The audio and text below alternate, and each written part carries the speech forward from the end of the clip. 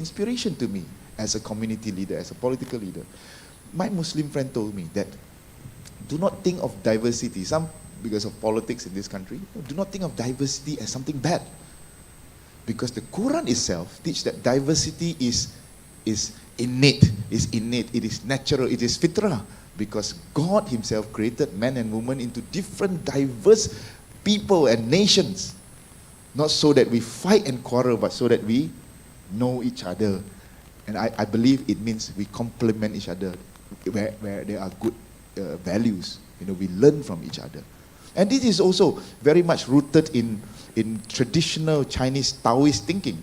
The Tao Te Ching said, Tao Shen Yi, Yi Shen Chen San, San Shen Wan Wu. It means the Tao, the one gives birth to the two gives birth to the three, and the three gives birth to the diversity of creation. So diversity is natural, is inherent, is innate. It is deeply rooted. And of course, finally, it brings me back to a final point that I appreciate what Prime Minister Dato Sri Anwar, because I feel that this is the latest expression of this strength in diversity, the concept of Madani. I was sharing with some of our friends here in the holding room that when I first heard of Madani when I was in high school. At that time, Dato Sri Anwar Ibrahim was the Deputy Prime Minister, so he came up with the term Madani. And all our teachers forced us to write essay with the word Madani. Kena buat karangan dengan perkataan Madani. As a young teenager, as a high school student, the only meaning of Madani that came to my mind was the Arabic word, which is now gone into the Malay dictionary, Tamadun, which means modernization, urbanization, right? In Arabic. So I imagine Madani to be skyscrapers, to be flying cars and robots, AI. I was very young, teenager. But in this second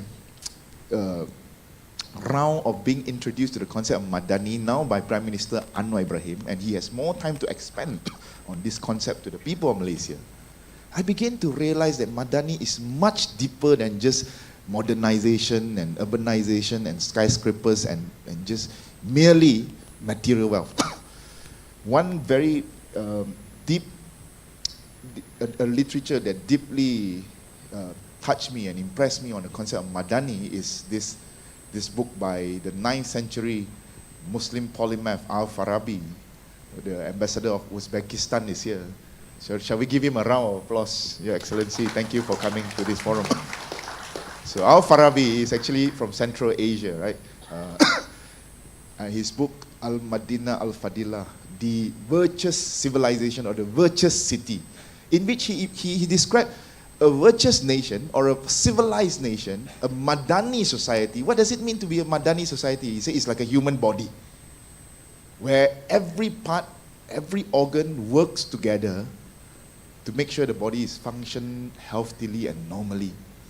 The head, no parts can say, even though we are diverse, the hand cannot say to the leg, hey, I'm more important. Or the right hand cannot say to the left hand, I'm more important, because it used the right hand to write, to eat. This is a hand of strength. Your left hand not important, can chop it off. Or even the head cannot say to the toe, because I'm the head, if there's no head, you cannot live, but the toe, I can live without even 10 toes, or even the whole leg. So every body parts are important, diverse, different, but very important, play an important role, work together. In fact, there's no parts that are too little. In fact, those parts that are deemed to be too little, too weak, precisely those are the parts that we protect and take care. And so he said, this is Madani. And I feel this is how Prime Minister Anwar Ibrahim wanted to project this idea of Madani into how a society full of diversity, different language, different religion, different culture, different political ideology, but yet we must all come together, work together for the normal function, the healthy function of this society. So I think perhaps this set the basis and the foundation of the idea of a community in Malaysia. I hope I'm not just talking too long. Yes, thank you very much, YB Stephen Lee. As you can see that YB is not only a politician, but he's also a philosopher, you know. So he can explain philosophically the root and the philosophy of the unity, and how we can make use of diversity as a source of strength, not as a source of conflict. I want to go to Dato Azam because he has experience in dealing with the actual work on the ground. What is your take on this, exploiting or leverage diversity to make or to create change or movement in society? Assalamualaikum warahmatullahi wabarakatuh. Thank you, Brother Ahmad, Yang Berhormat Stephen Sim, Ambassador. Well, YB Stephen Sim mengejutkan saya when he started with pantun. I'm going to be ashamed if I couldn't start my speech with pantun as well. If I couldn't do it, then I would be downgraded being a Malay. What we call, let me try with a small pantun, just to be comparable or same standing with YB Stephen Sim, who is a Chinese. Yeah. Okay. Burung merpati terbang rendah, hinggap di ranting kayu jati. ASEAN hidup aman sentosa, damai sejahtera. Well, for the benefit of our English-speaking participant, the dove flies gently low, perching on the thick tree's branch. ASEAN lives in tranquil glow, prosperity forever now. Well, what we call, we are discussing about a very important topic because in the recent ASEAN summit, it mentioned about the ASEAN vision.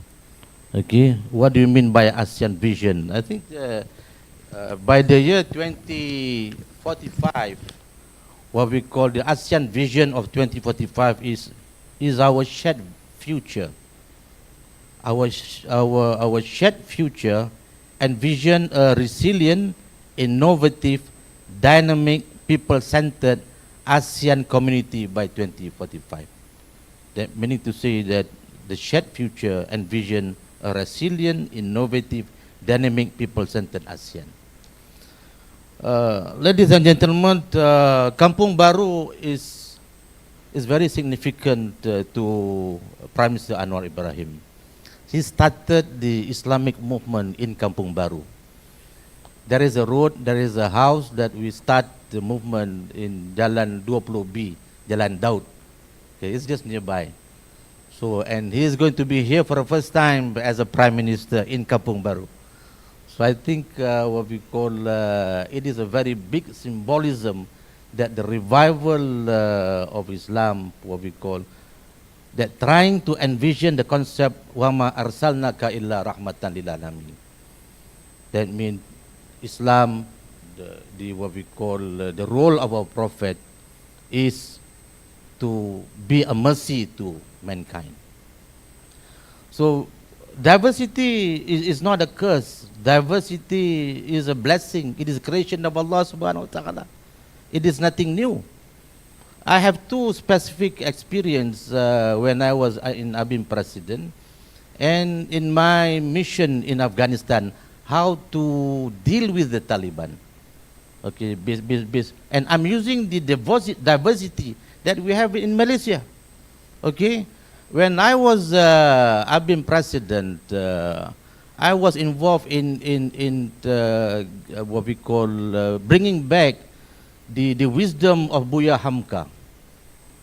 Okay, and going to Danau Maninjau, his birthplace, and trying to revive the spirit of Buya Hamka, one of the scholar in Islam. And one of my best friend at that time, where we seen, is the late Mr. Fan Yuteng. Okay, he's my close friend, my buddy, and he was Deputy Secretary General of DAP at that time. Okay, and I say, Mr. Fan, would you like me to go? Would you like to join me to Danau Maninjau in Padang? and can you present a paper on Buya Hamka? I'm just trying to make a reason for him to go there. Okay, so little that I know, he really studied Hamka. Okay, and when he went there and he presented a paper on Buya Hamka, okay, in the short period of time he studied on Buya Hamka, and he expressed his understanding of Buya Hamka, in fact, better than me. You see, that was the late Fan Yuteng, my close friend, and we worked together. In fact, we together established a center, we call it Center for Peace Initiative. When he's still alive, a very strong and dear friend of me. Meaning to say that what we call, when we talk about diversity, it is a creation of Allah. It is a blessing, it is not a curse. We must harness this concept so that would strengthen our position in Malaysia as a model for the future. And my second experience on diversity is when I was asked by the government to find ways on how to engage with the Taliban. When you talk about Taliban, there are two things. One, they are anti-women.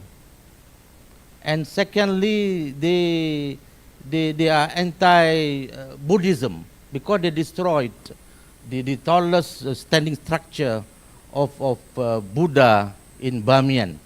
So these are two things about Taliban. In the mind of the media, in the mind of the people of the world, when they talk about Taliban, they are anti-Buddhism and anti-women. Okay? So I was trying to find on how to break their mind and how to bridge them. So again, diversity comes into play.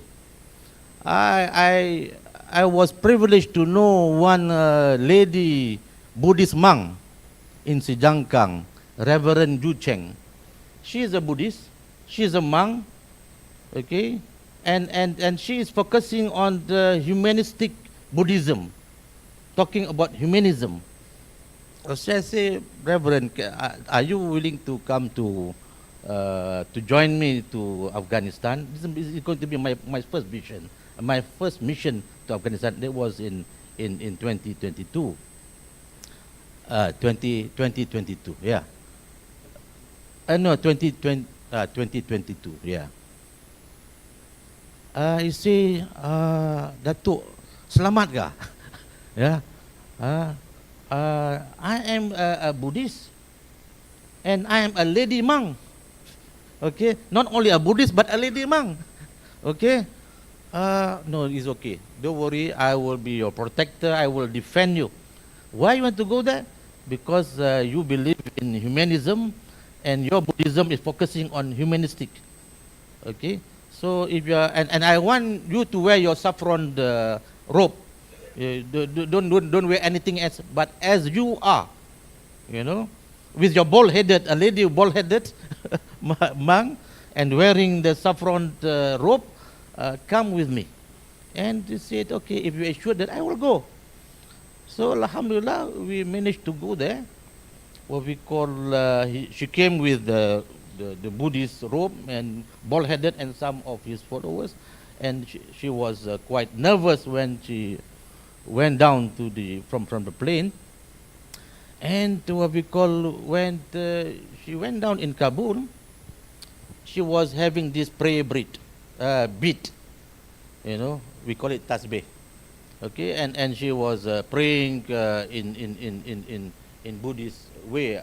I don't remember, but it is humming, you know, while going down, and with this what we call the so-called prayer beat. And the Taliban waiting for him at the tarmac is a Taliban wearing turban and with long beard and having a tasbih, subhanallah and subhanallah, subhanallah. So when they saw each other, the Buddhist monk sawing the Taliban using tasbih, and the Taliban saw the Buddhist monk also having a kind of a tasbih, and then when they met, they exchanged the tasbih.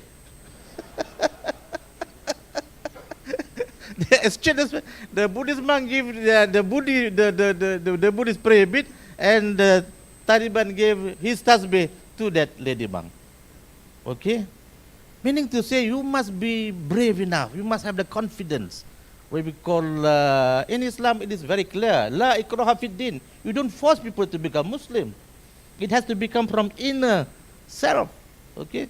Based on this experience, I believe that the way forward, diversity is not a curse. Diversity is a blessing. Diversity is the creation of Allah. So what we call, if you are confident enough with our religion, meaning to say that then we can show the true message of Islam. So we are addressing today, YB Stephen, we have almost 44 participants from ASEAN. All members, including Timor-Leste, except from Vietnam. They are coming here, and from 36 organizations. Okay? Yeah, and for the past 3 days, we are discussing on how we are, what we call, to see Islam, the beauty of Islam, that accept diversity. Because in Surah Al-Hujurat, it talks about the creation of mankind, the creation of various people, and with one purpose, lita'arafu, to know each other, to get advantage, to trying to learn from each other. So I think what we call diversity, it is a blessing, and we must have the confidence. And my experience, what we call dealing with the non-Muslim, the Christian, the Buddhist, it is not a big deal. We, when I was in ABIM, we used to organize a workshop together with the Buddhist organization. Okay, we slept for 3 days together in the same dormitory. Okay, when they know when is the prayer time, so the Buddhist members will say that, hey, bangunlah, ini sudah sembahyang subuh lah, and all these young, the Malay, they are still sleeping, and they wake them. Why you not praying subuh? Is it time for you to pray? So they are the ones who are telling them to pray. Okay, meaning to say there is no interaction. Okay, there is no interaction among us. That means you don't know who you are. You don't know what are the values of each other. And for me, I am definitely very comfortable with Muslims, with non-Muslim, whether they are Buddhist or Christian. Maybe what we call, I studied in St. John's Institution in the Catholic school.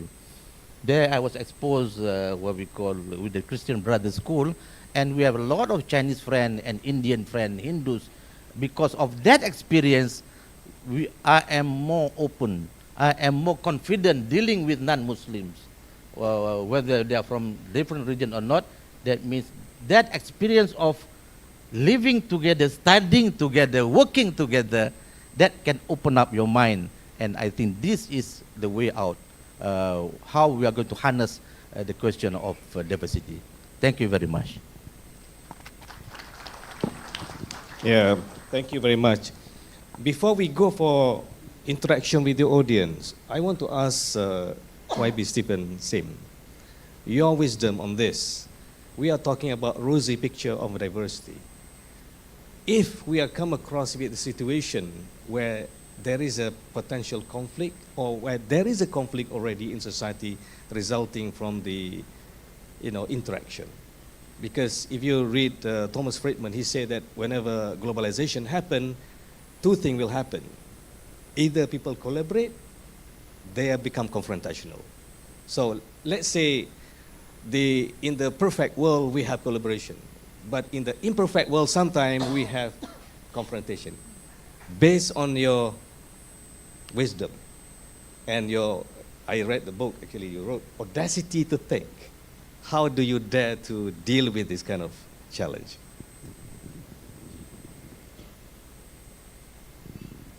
Thank you. Mau tukar.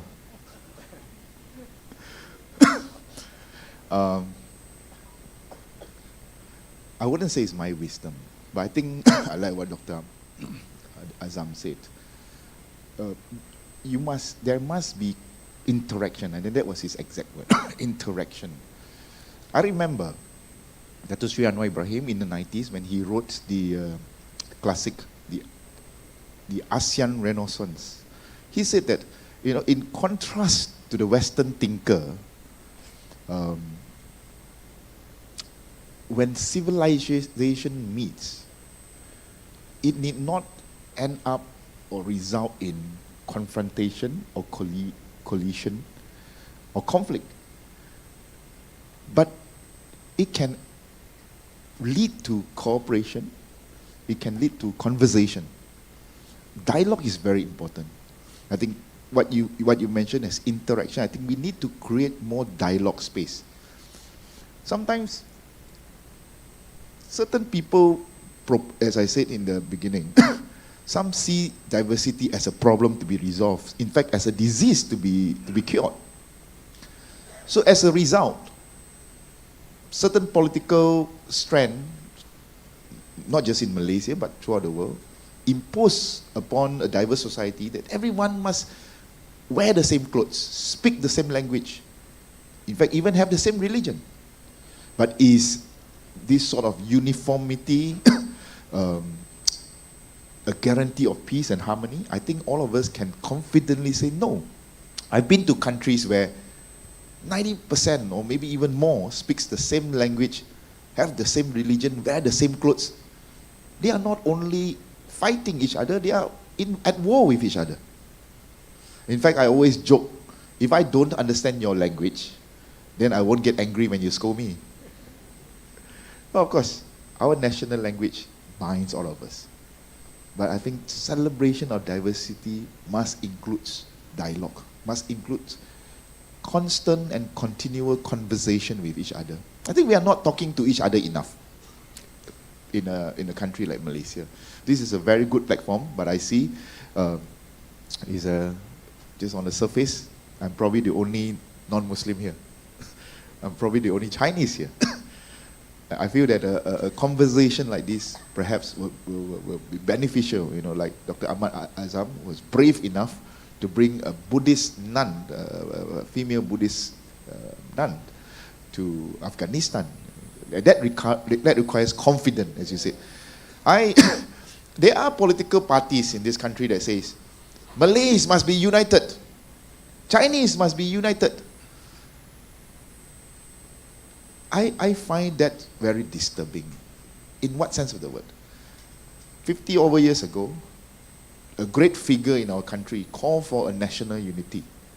His name is Ahmad Bostaman, founder of Angkatan Pemuda Insaf. In his book, Testament Angkatan Pemuda Insaf, Testament Politik, in the 40s, I think it's 1945 or 46, at the peak of colonial power, when the colonies imposed upon us Malayan Union, he wrote this. He said, yes, the Malay youth must be united.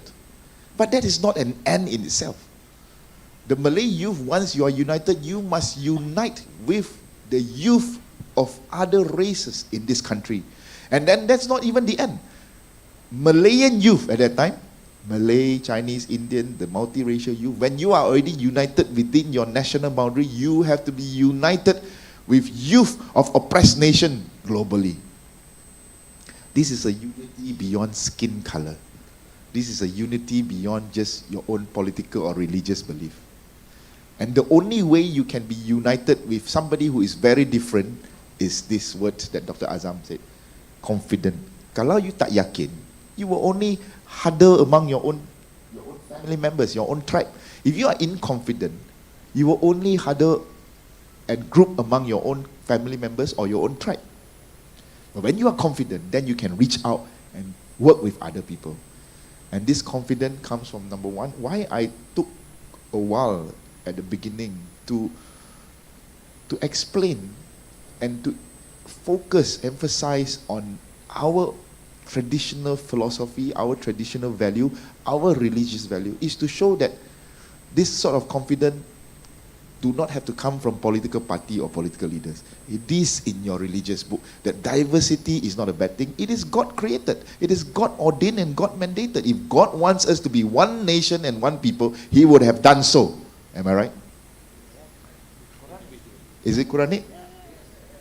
Amin. Syukur. Kapia, I don't know. If God wants us to be one people, He would have created so. It is Quranic. So the confidence to live in a diverse society does not need to come from politicians or any political ideology. It is in our cherished religious tradition. In my cherished religion, in your cherished religion. So that confidence must be there. And then, from that confidence, engage in dialogue. Because when you talk to each other, you understand each other. Problems can be resolved with dialogues. And in a world that is growing apart, today we have big nations coming to tell us, do not be friend with that guy. You do not be friend with that guy. If you want to be with me, you join me, you don't join that guy. Big nations are saying, let us segregate and divide among ourselves. So I think this is the moment for ASEAN. We show that diversity not only can live together, but it can live together peacefully and we can achieve great prosperity together. This is the moment for Madani. Imagine, not just Malaysia Madani, but global Madani society, where people of different persuasion, we may have differences, but we live together, we work together, we achieve great things together, we build the body together. So I think conversation, confidence, and working together. Thank you. Thank you very much. Dato, go ahead. Is there any word of wisdom from your side? Yes. Okay, continuing from what Stephen Sim, what we call, we are suffering from the British legacy. When we talk about interaction, experiential learning, we are divided into three different set of schools. What we call, and if you are in the Malay stream or the English or the what we call the Chinese or Tamil, and our national school cannot what we call provide this opportunity where everybody there will be only one school. That experience is very important.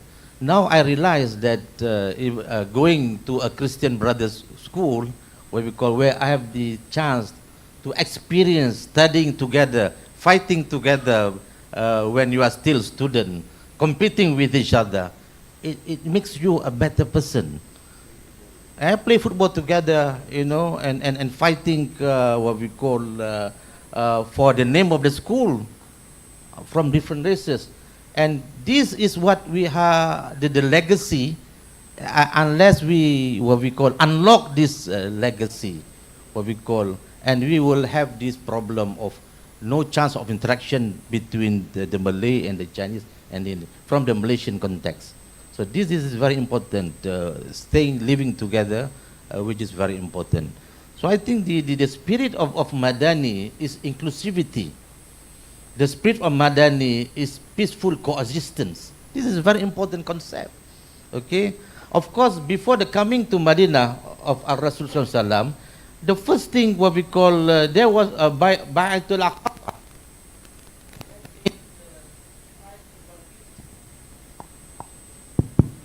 Okay, before the coming, the hijrah of the Prophet to Medina, okay, there was a Bai'atul Aqaba, trying to convince them through da'wah about the importance of Islam and the brotherhood. And only then the Prophet, after the Bai'atul Aqaba, and that's a small community of Muslim, and the spirit of da'wah spread out, then the hijrah comes into being. The second thing is being done by the Prophet is the concept of mu'ahah, brotherhood between Muslims. That means the Muhajirin and the Ansar must be tied together because on the concept of Aqidah, because we are same Muslims. So that is the second thing that the Prophet used to do. And then the building of the mosque, the spiritual foundation of the Madinah society. But one more important thing is the Madinah constitution, where the non-Muslims and the Muslim tie a pact together to defend Madinah as one. Only the war comes later on. Okay? But the question of strengthening the society, the Muslims and the Muslims, and then the Muslim and the non-Muslim with the Sahifah Madinah, that become the community of the Ummah concept. The peaceful coexistence that relies on Aqidah and that relies on wataniyah. This concept is very important. So I think if we go back to in Madani, following the model of the Madinah of Ar-Rasul Sallallahu Alaihi Wasallam, it is a complete model that we have to follow. Okay? So I think that is why I believe the concept of Madani, why Prime Minister Anwar wanted it to be broadened up, what we call as one of the important element for nation building in this country. I think this is one way, and we are trying to share this Madani concept with the ASEAN community. Okay, so I think we start with the Muslim organization first, trying to understand the concept of Madani, and later on, maybe 1 year after that, or second, third or fourth year, then we start engaging with the Buddhists and the Christian, because the brothers from Thailand, they are minority in the Buddhist country. Brother from Cambodia, they are minority in the Buddhist country. Brother from Timor-Leste, they are minority, tiny minority in the Christian country. Brothers in Philippines, they are minority in the Christian society. So I think if we understand this concept, I think it is good, because the makeup of ASEAN is almost similar in Malaysia. In ASEAN, we have almost 42% Muslims population. We have around 20% Buddhists. We have 18% Christian, and we have 2% Hindus. Okay, and the rest is the other animistic religion. So what we call, if the model in Malaysia can be successful, it can be easily be emulated in other countries, especially in ASEAN. We start with ASEAN first. So, but Malaysia has to be a model. But as YB Stephen Sim said, what we call, Malaysia is trying to provide this PLKN, where for a few weeks, all youngsters from various religions stay in the camp together and trying to know each other. Because the Quran said, لِتَعَارَفُوا, the creation of mankind from diverse background is to know each other. That's how the experience come into being. So I hope what we call this PLKN things, or this new program that have a chance for the young people from various background to stay together 5 days or 1 month together and to talk about national unity, trying to know each other. I think that is the best way for a way forward on how to celebrate, as you said just now, diversity. Diversity is the creation of Allah, and diversity is a strength if you know how to harness it into a strength for the nation building. Thank you very much. Thank you very much. We have actually listened just now from the national, I would say, perspective. Let us listen from the international perspective. We have another speaker actually, but it is recorded by Professor Dr. Jasir Auda, the chairman of Maqasid Institute. Let us have the video presentation by Dr. Jasir Auda. السلام عليكم ورحمة الله وبركاته. بسم الله الرحمن الرحيم. الحمد لله رب العالمين، والصلاة والسلام على أسعد خلقه وخاتم رسله محمد صلى الله عليه وآله. رضي الله عن المهاجرين والأنصار ومن تبعهم بإحسان إلى يوم الدين. My greetings to everybody, and I am so honored to be able to connect with you online, albeit not face to face, but at least the connection is there and the participation. I really appreciate the MSIL 2025 invitation to participate in this very important conference. I appreciate ASEAN Malaysia 2025, Malaysia Madani, I appreciate WADAH and YAPIM and Yayasan Taqwa, IKIM, and all of the organizations that were part of organizing this conference. I also acknowledge my co-panelists. I'm honored to share this panel with my brother Dato, Dr. Ahmad Azam, the president of WADAH, and His Excellency Stephen Sim, the Malaysian Human Resources Minister, and of course my dear brother Dr. Ahmad el-Muhammady, my colleague at IIUM ISTAC. I am honored. And the general theme actually of anchoring ASEAN's future in shared wisdom is a very interesting theme, and I find it very timely and very accurate. Wisdom in ASEAN is much needed around the world.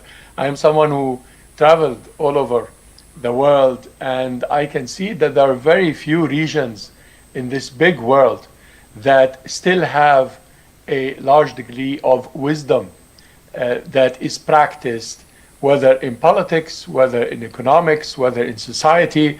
Politics is still sane and is still genuine.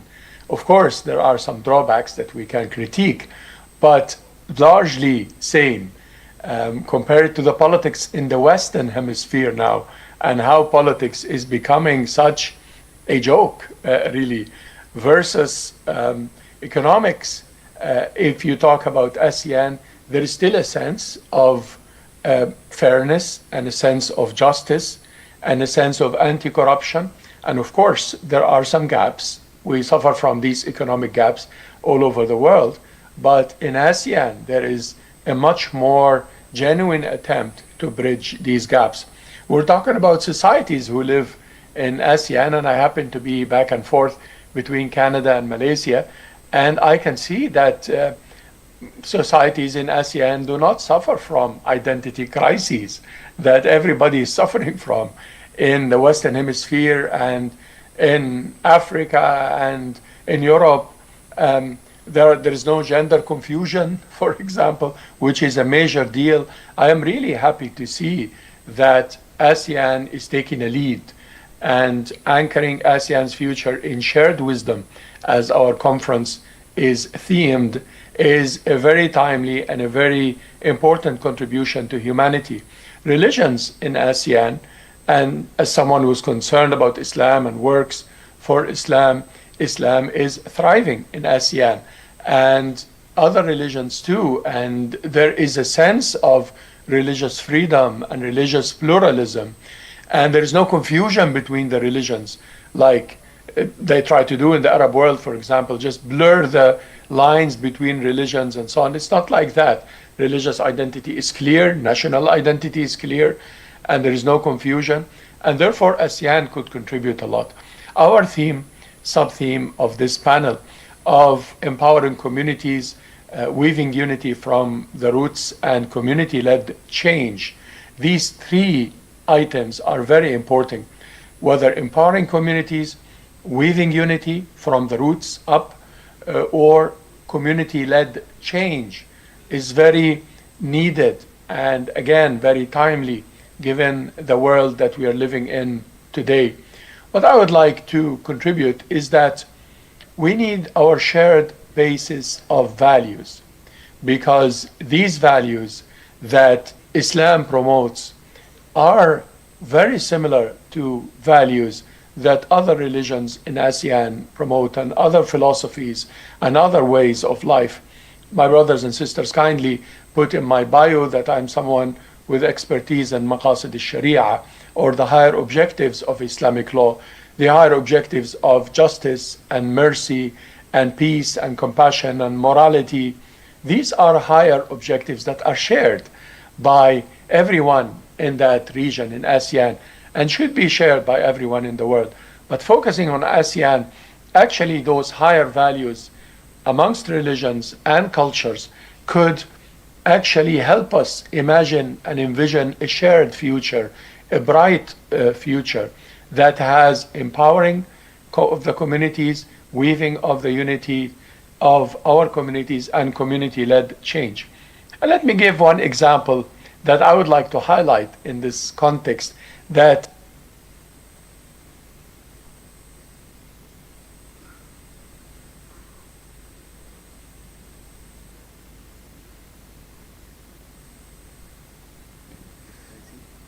Okay, I think basically that is what the presentation from Professor Jasir Auda. So we have a few more minutes before the ends of the session. I would like to open for interaction with the audience. We can have 2 questions from the audience. Introduce yourself and your name and your organization, and proceed to the question short. You're welcome. You can make use of the mic in the front here. We can have a two question. Yes, go ahead. So we have international delegate representative here.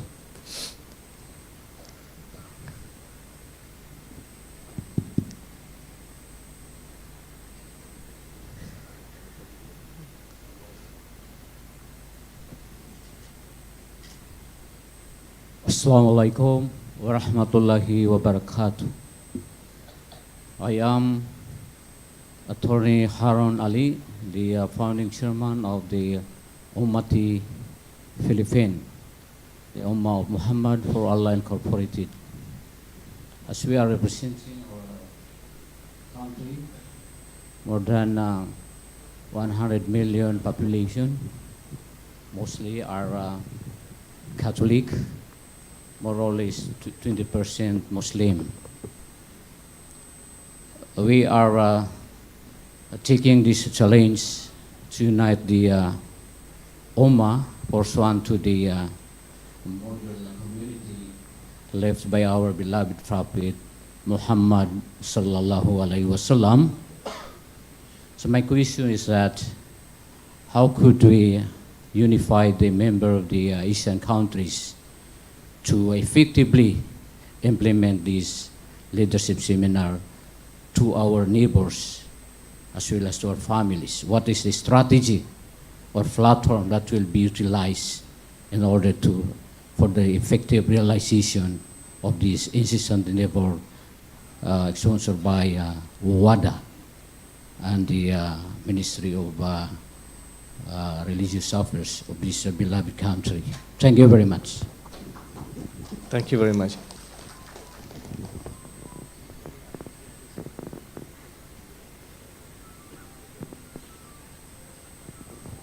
So if we can have one more, and then we can wrap up. Yes, go ahead. Bismillahirrahmanirrahim. Assalamualaikum warahmatullahi wabarakatuh. So as you can see, it's not about the race, but maybe I'm the only Indian here. But Okay. I'm, of course, a Muslim convert. Embraced Islam 15 years ago. I come from the Muslim Convert Association of Singapore, Darwarkam. I'm the president of the association. Alhamdulillah, today's event is such a great event, an opportunity for me to ask and also to share the fact about cultural diversity. As you know, Singapore is a cosmopolitan country, and culture is one of the key areas that brings everybody together. And I like what Minister shared. You don't need to be a Muslim in order to appreciate Islam. Likewise, as a Muslim, it's not that you can't appreciate other religious religions' culture. The thing is, this initiative that you have put forth, and I think I'm more focused on the cultural embedment between countries, like a cross culture. Just want to know what are the plans moving forward after this conference as we take our step out. That one thing that we bring back, knowing that WADAH and this structure that we have put together, what's the next step that each of us can do so there is continuity and sustainability in this beautiful idea that you have put together. Because usually when ideas are put forth, they have the tendency to lose out. And I think earlier brother was also suggesting that how do countries who are already there and have got best practices putting forth, how do we then hold hands with those who are here wanting to ride on that success? How do we, what's next? I think that's what humbly I would like to know, inshallah. Thank you so much. Thank you. Excellent question. Two questions, one from the Philippines, the second one from the Singapore. I think YB Stephen can deal with the first question. Dato Azam, the second question. You're welcome. And you may conclude also. Okay, then we'll just conclude. But I think the two, by the way, Maramin Salamat to our Filipino friend, and of course, good day to the Singaporean neighbor. The two questions are actually quite similar. And I feel very touched as a Malaysian because sometimes You know the Chinese word 长他们志气灭自己为锋 means we look up to others, but we forget that sometimes we have values in our own heritage as well. So our ASEAN neighbors from the Philippines, from Singapore, are asking Malaysians, asking us how do we help to promote these values, this principle of living together in diversity, not just in our country but also across borders in ASEAN. I think this is something very interesting for the media to note. This is not from Malaysian politicians, but these are from our neighbors, leaders, community leaders from our neighboring countries. Number one, I feel that, especially ASEAN, because I started by saying, I talk about Indonesia, I didn't talk about Philippines and Singapore, but I think the principle of unity in diversity, that there is strength in this plurality, is already in the DNA of each member states, in the 10 member states. Because we are a region, I always say, the story of Sri Tri Buana, if those of you who are familiar, basically an old story of the founding of the first Malaccan kingdom and also the Singaporean kingdom, right? Termasuk. The first king, he was given the title, the Sanskrit title, Sri Tri Buana, the Lord of the Three Worlds.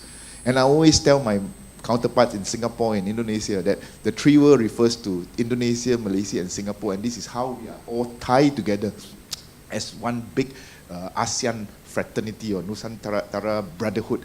But really, the Lord of the Three Worlds for me also is about subcontinental ASEAN.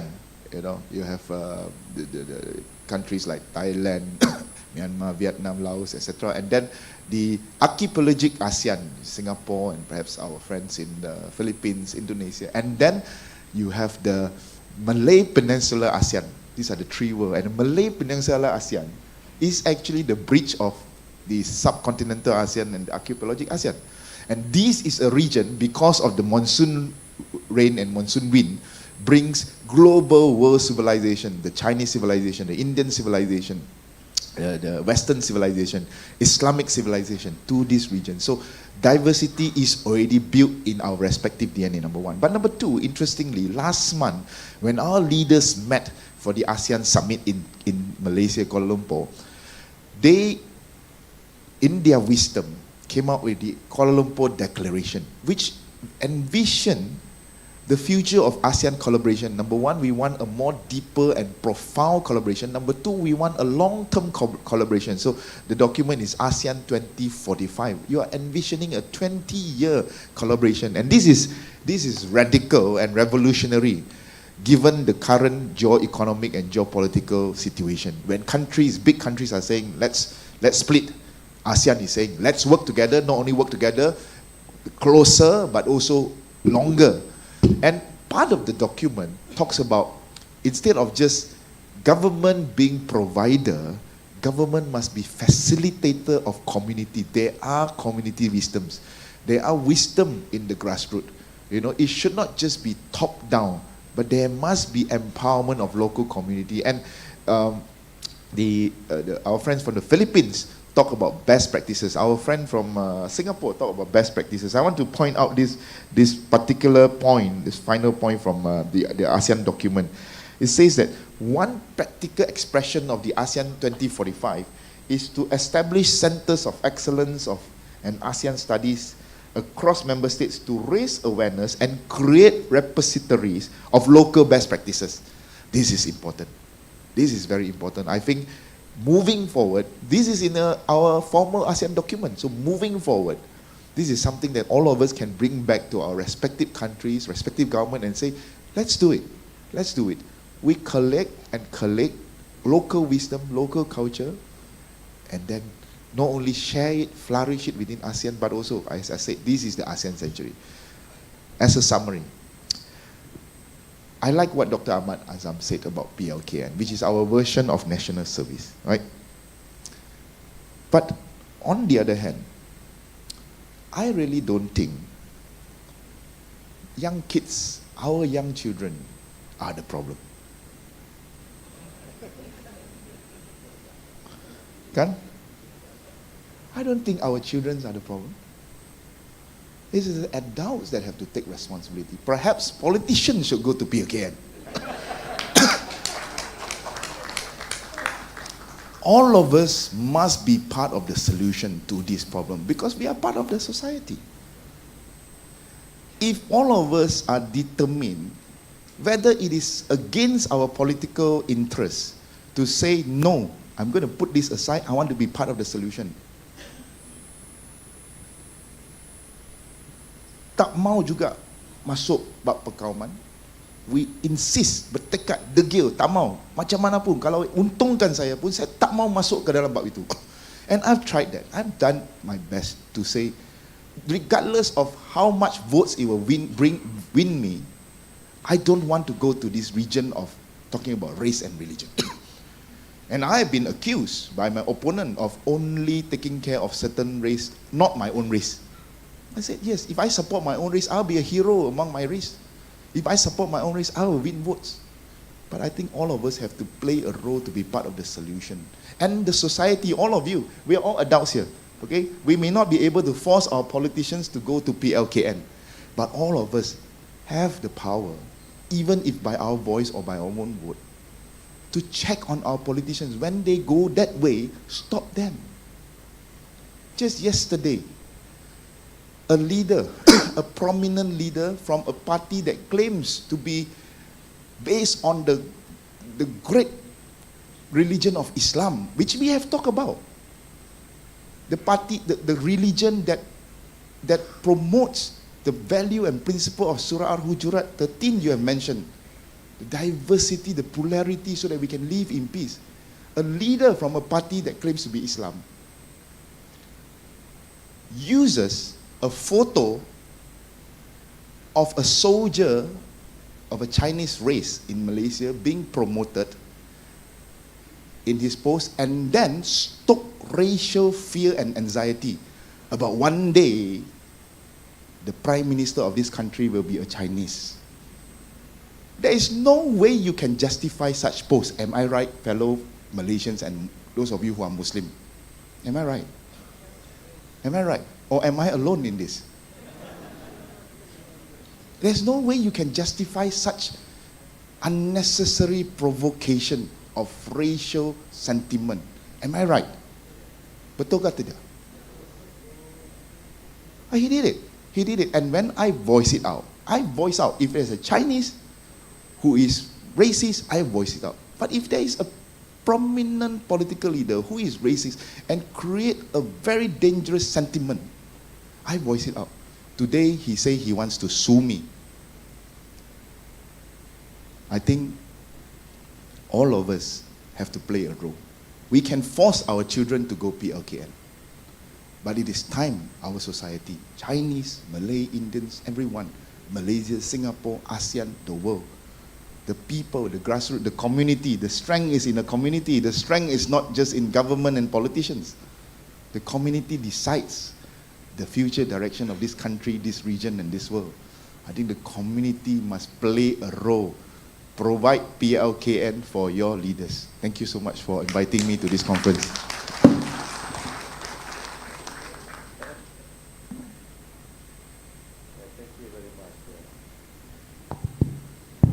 Thank you very much. I think YB Steven Sim is an example of trying to celebrate diversity.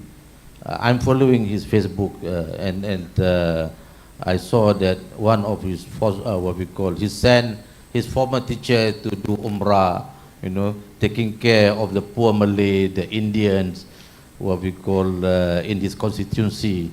Regardless of race, is a person in need, he will be there.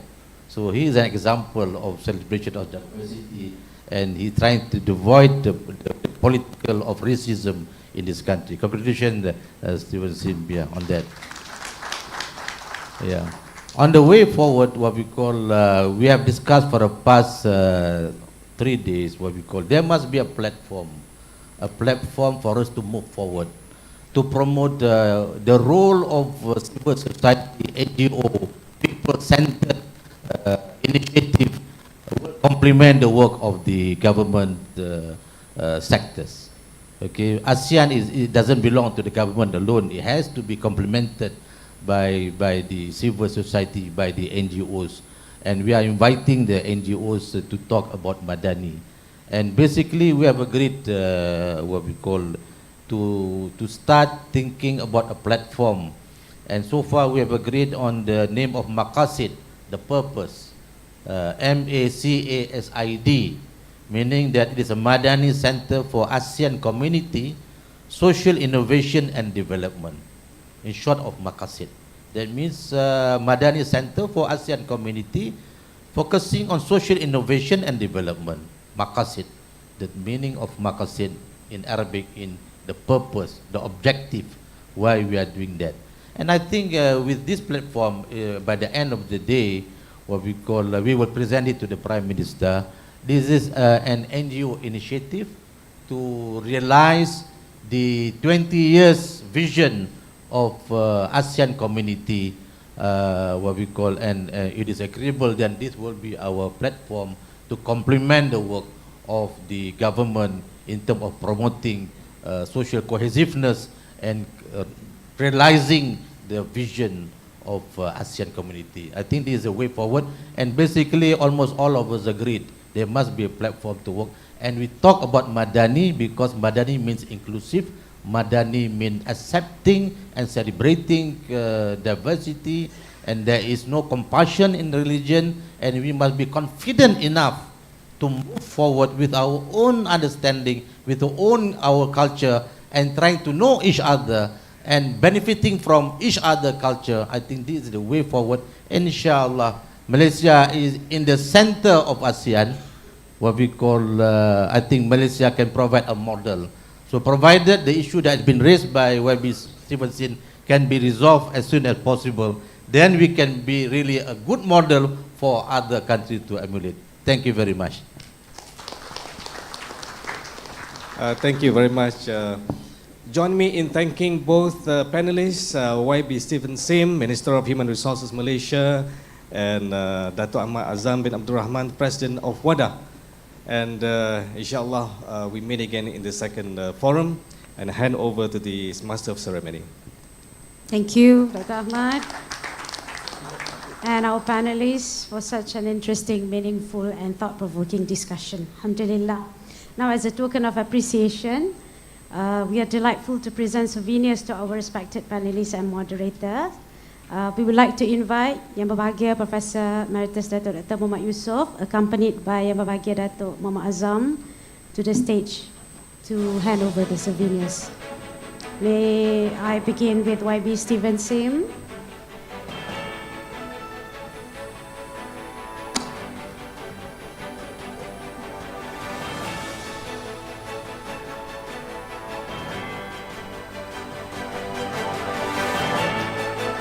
Next, Dato Ahmad Azam.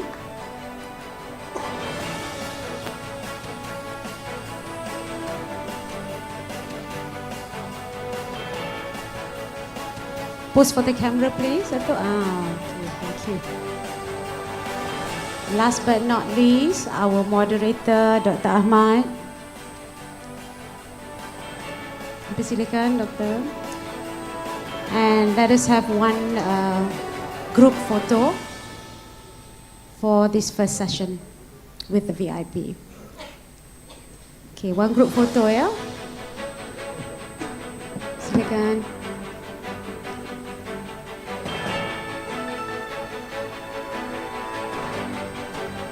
Alhamdulillah. Okay, thank you very much, and may I invite our panelist moderator to return to your seat.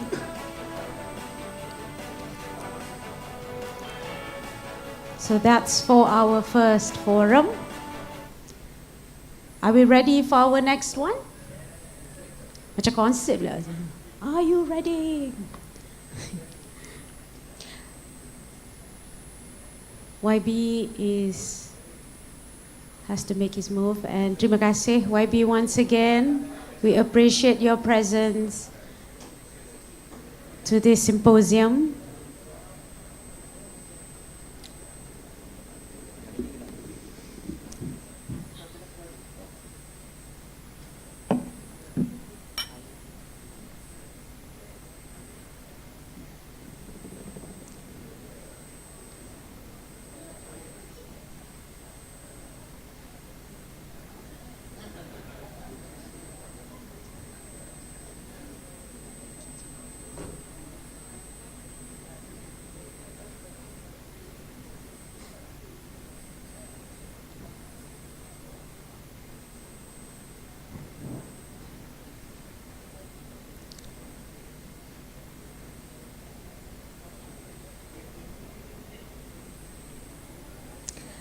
The organizers are looking forward to have all of you and the rest of you to stay until the end of the program today, and especially for the closing ceremony.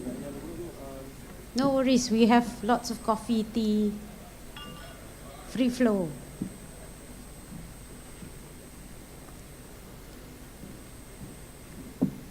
In a bit, we will resume our symposium with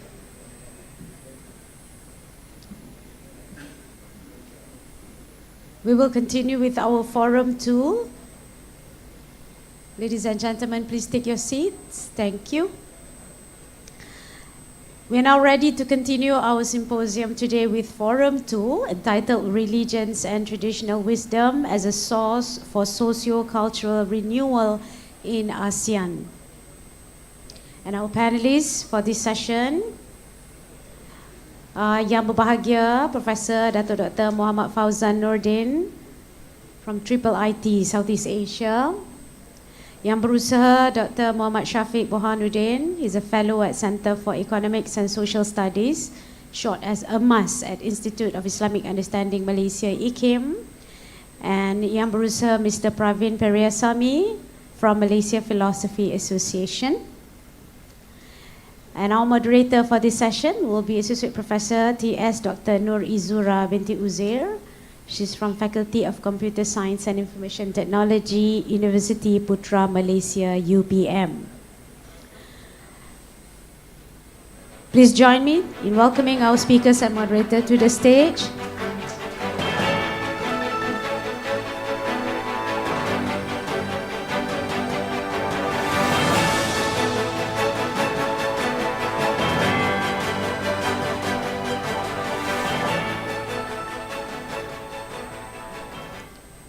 Kindly be seated, ladies and gentlemen. May I now hand over to you? Thank you.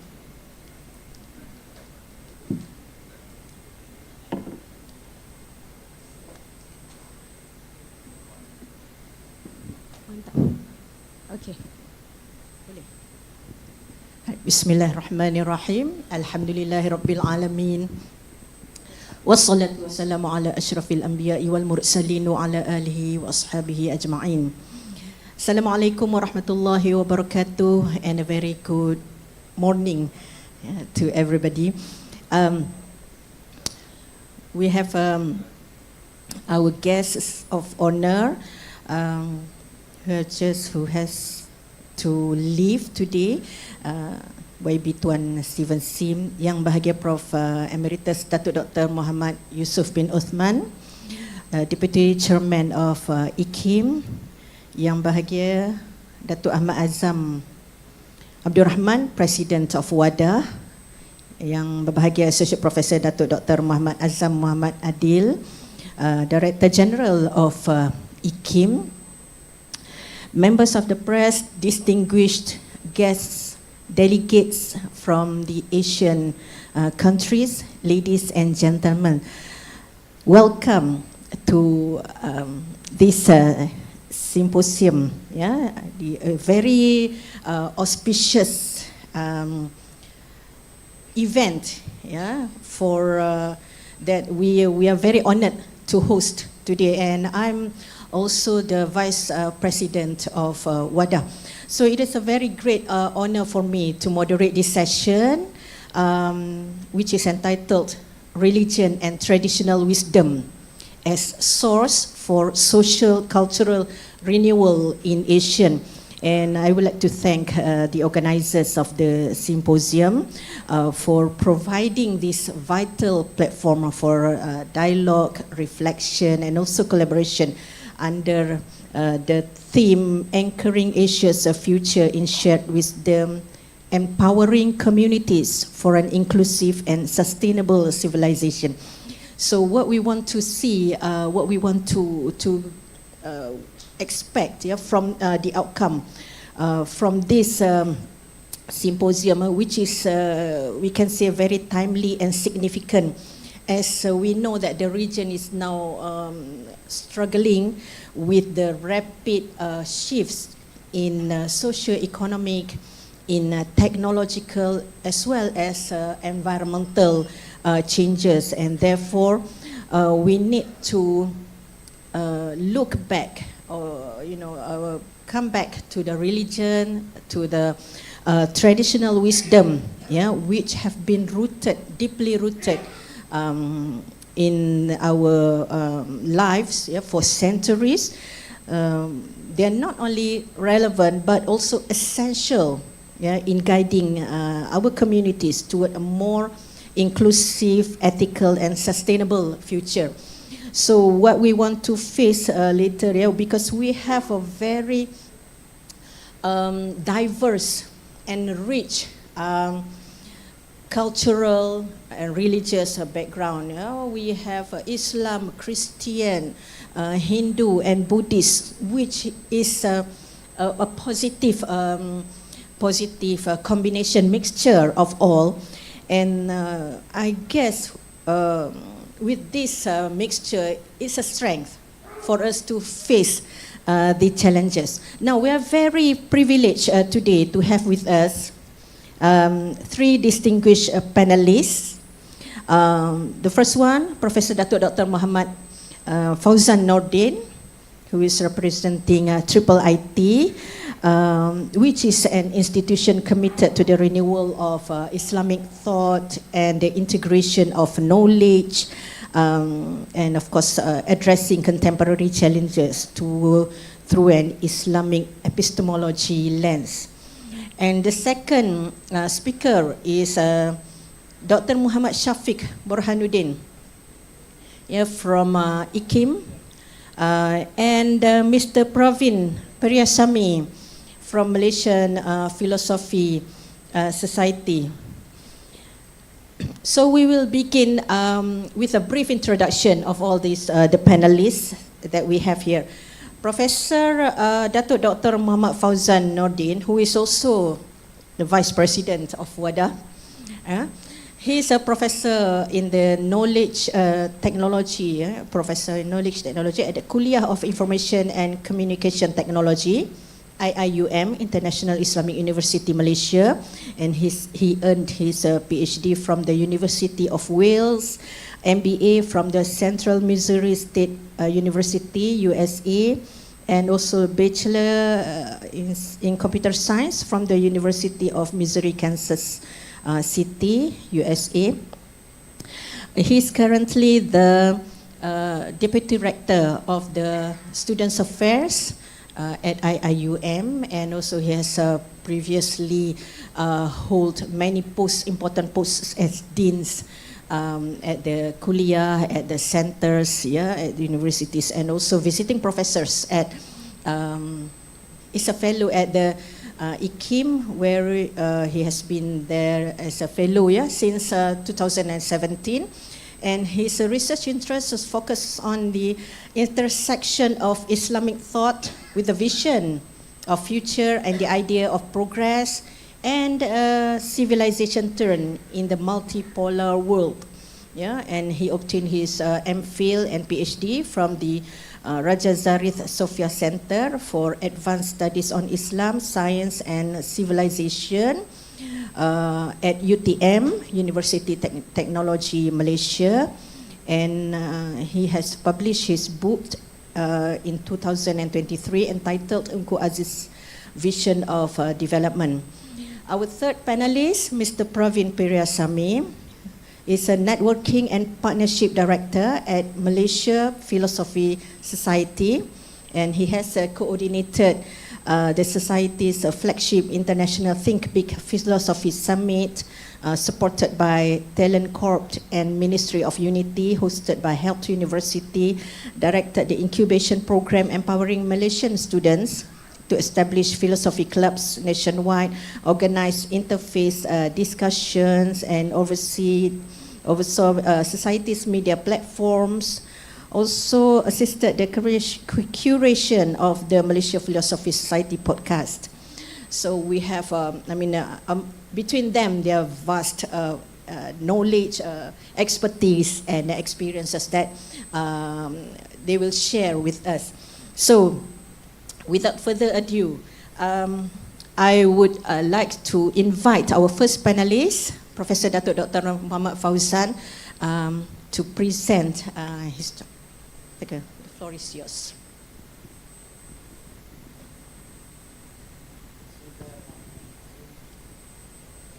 Alhamdulillah, summa alhamdulillah. All praise to Allah SWT, salawat and salam to our Prophet Muhammad SAW. And thank you of Dr. Izura, moderator, also Vice President of WADAH, Brother Pervin Piresami, the Chairman of Networking Partnership Director, Malaysian Philosophy Society, and Dr. Mat Syafiq bin Burhanuddin, Fellow Center of IMAS, IKIM, the Directors of IKIM, the leadership of WADAH, the delegates of Malaysia, Madani, Southeast Asia, C, leadership program, and my dear brothers and sisters, Assalamualaikum warahmatullahi wabarakatuh. I would like to take this opportunity to make dua to our chairman of IKIM and also the chairman of Istishari of WADAH, who is in the hospital in critical condition. May Allah give him recovery, shifa, inshallah, Amin. My topic today is social media, the satire culture and Surah Al-Hujurat. First, I told Syafiq that I'm not going to do any slides. But I wake up in the morning and say, why don't I talk about satire culture? And relate with our Surah Al-Quran, Al-Hujurat. There are 18 ayat, but there are 17 lessons where we can take. This kind of unique hall, I have to shift left and right. So on my right is another audience, and on my left also another audience. So I have to be adil. And then I think we have delegate from Muhammadiyah and Dewan Dakwah that dalam membina Indonesia jangan kita meruntuh manusia. Pak Nasir, the former Prime Minister of Indonesia, said it 50 years ago. But now, Tristan Harris in year 2020 said, while we are upgrading the machine, we have been downgrading our humanity. So Pak Nasir is a futuristic leader. He think about this in 50 years back and happening now. Not just in Indonesia, not just in ASEAN, but also it happened in all over the world. And in Muslim societies in post-normal time, published by IIIT, you can download it free. Professor Zia said the event of social media has connected East and West, North and South, in an open exchange information communication via Facebook, WhatsApp, Twitter, X, and so on. Social media can bring people together, but at the same time, it can fragment and divide all of us. And AI start with small things, but now AI go to the war, go to the Gaza, Iran, and Israel's war, and go to Ukraine. So it affect all of us. And Stephen Hawking said, we are entering the dangerous period of our history where AI will have super smart artificial intelligence. And therefore, it's essential for us to, as individuals, as society, as the country, we have to think where our direction is. And issues on social justice, income disparity, unemployment, and technological disruptions are happening more acute and urgent in the Muslim society to compare the other part of the world. Now, I want to bring this hadith of Ruwai Bidah. Hadith Ruwai Bidah, Rasulullah SAW said, there shall come upon the people deceptive years towards the end of this time, deceptive years, where the truthful shall be deemed as liars, while the liars shall be believed, and the honor shall be deemed dishonest, while the dishonor shall be deemed as honest. And the Ruwai Bidah will speak in this time, and he was said, who are Ruwai Bidah? The Sahaba asked Rasulullah, who are Ruwai Bidah? And Rasulullah said, reply, it is a insignificant man, but who shall speak on behalf of the general masses. This is what happened to Donald Trump. He controlled the United States. But what is the objective? He changed day and night. Now, I want to bring a satire culture. I like the satire. Not saying that I don't like the satire. But what is the process of making satire? Before you make satire, you cut into pieces. Then you marinate. You put a lot of spices. Spice up, hot, little bit sour, sweet, and salty. Then you make it overnight. Then you cucuk, you poke. Cucuk, poke. Cucuk pun daging. You cucuk the dead meat. Itu yang diceritakan surah Hujurat. You menceritakan tentang bangkai saudara kamu. Tapi kita tak makan bangkai lah, kita makan daging yang halal, alhamdulillah. Then before you barbecue it, you grill it, you have to put some fire. Batu arang, you bakar, you kipar, you fan it. You fire it and you grill it. You put little bit oil. You fire it, you make it fan. Then of course you eat with kuah satay. Kuah satay we have sweet, hot, salty, sour, and full of taste. You nak cerita, you mengumpat orang, you mencerita kat orang, you backbiting people, you put all spices. Ada yang sweet, ada yang hot, ada yang chilies, ada yang masam, sweet, sour, all in one. This is our budaya. And then you eat with ketupat, you mengumpat. You eat with bawang, you membawang. Then you put in a little bit cooler effect, you makan timun sikit. But this is our culture. This is our budaya. Of course, I love to eat satay, but stop doing the satay culture. Then this Harris said about the social media. This social media is digital draft. When computer scientists, system programmer develop social media and this application, we do not develop with all ITs and computer science people. We also bring psychologists and psychiatrists together to develop. That's why you are edited.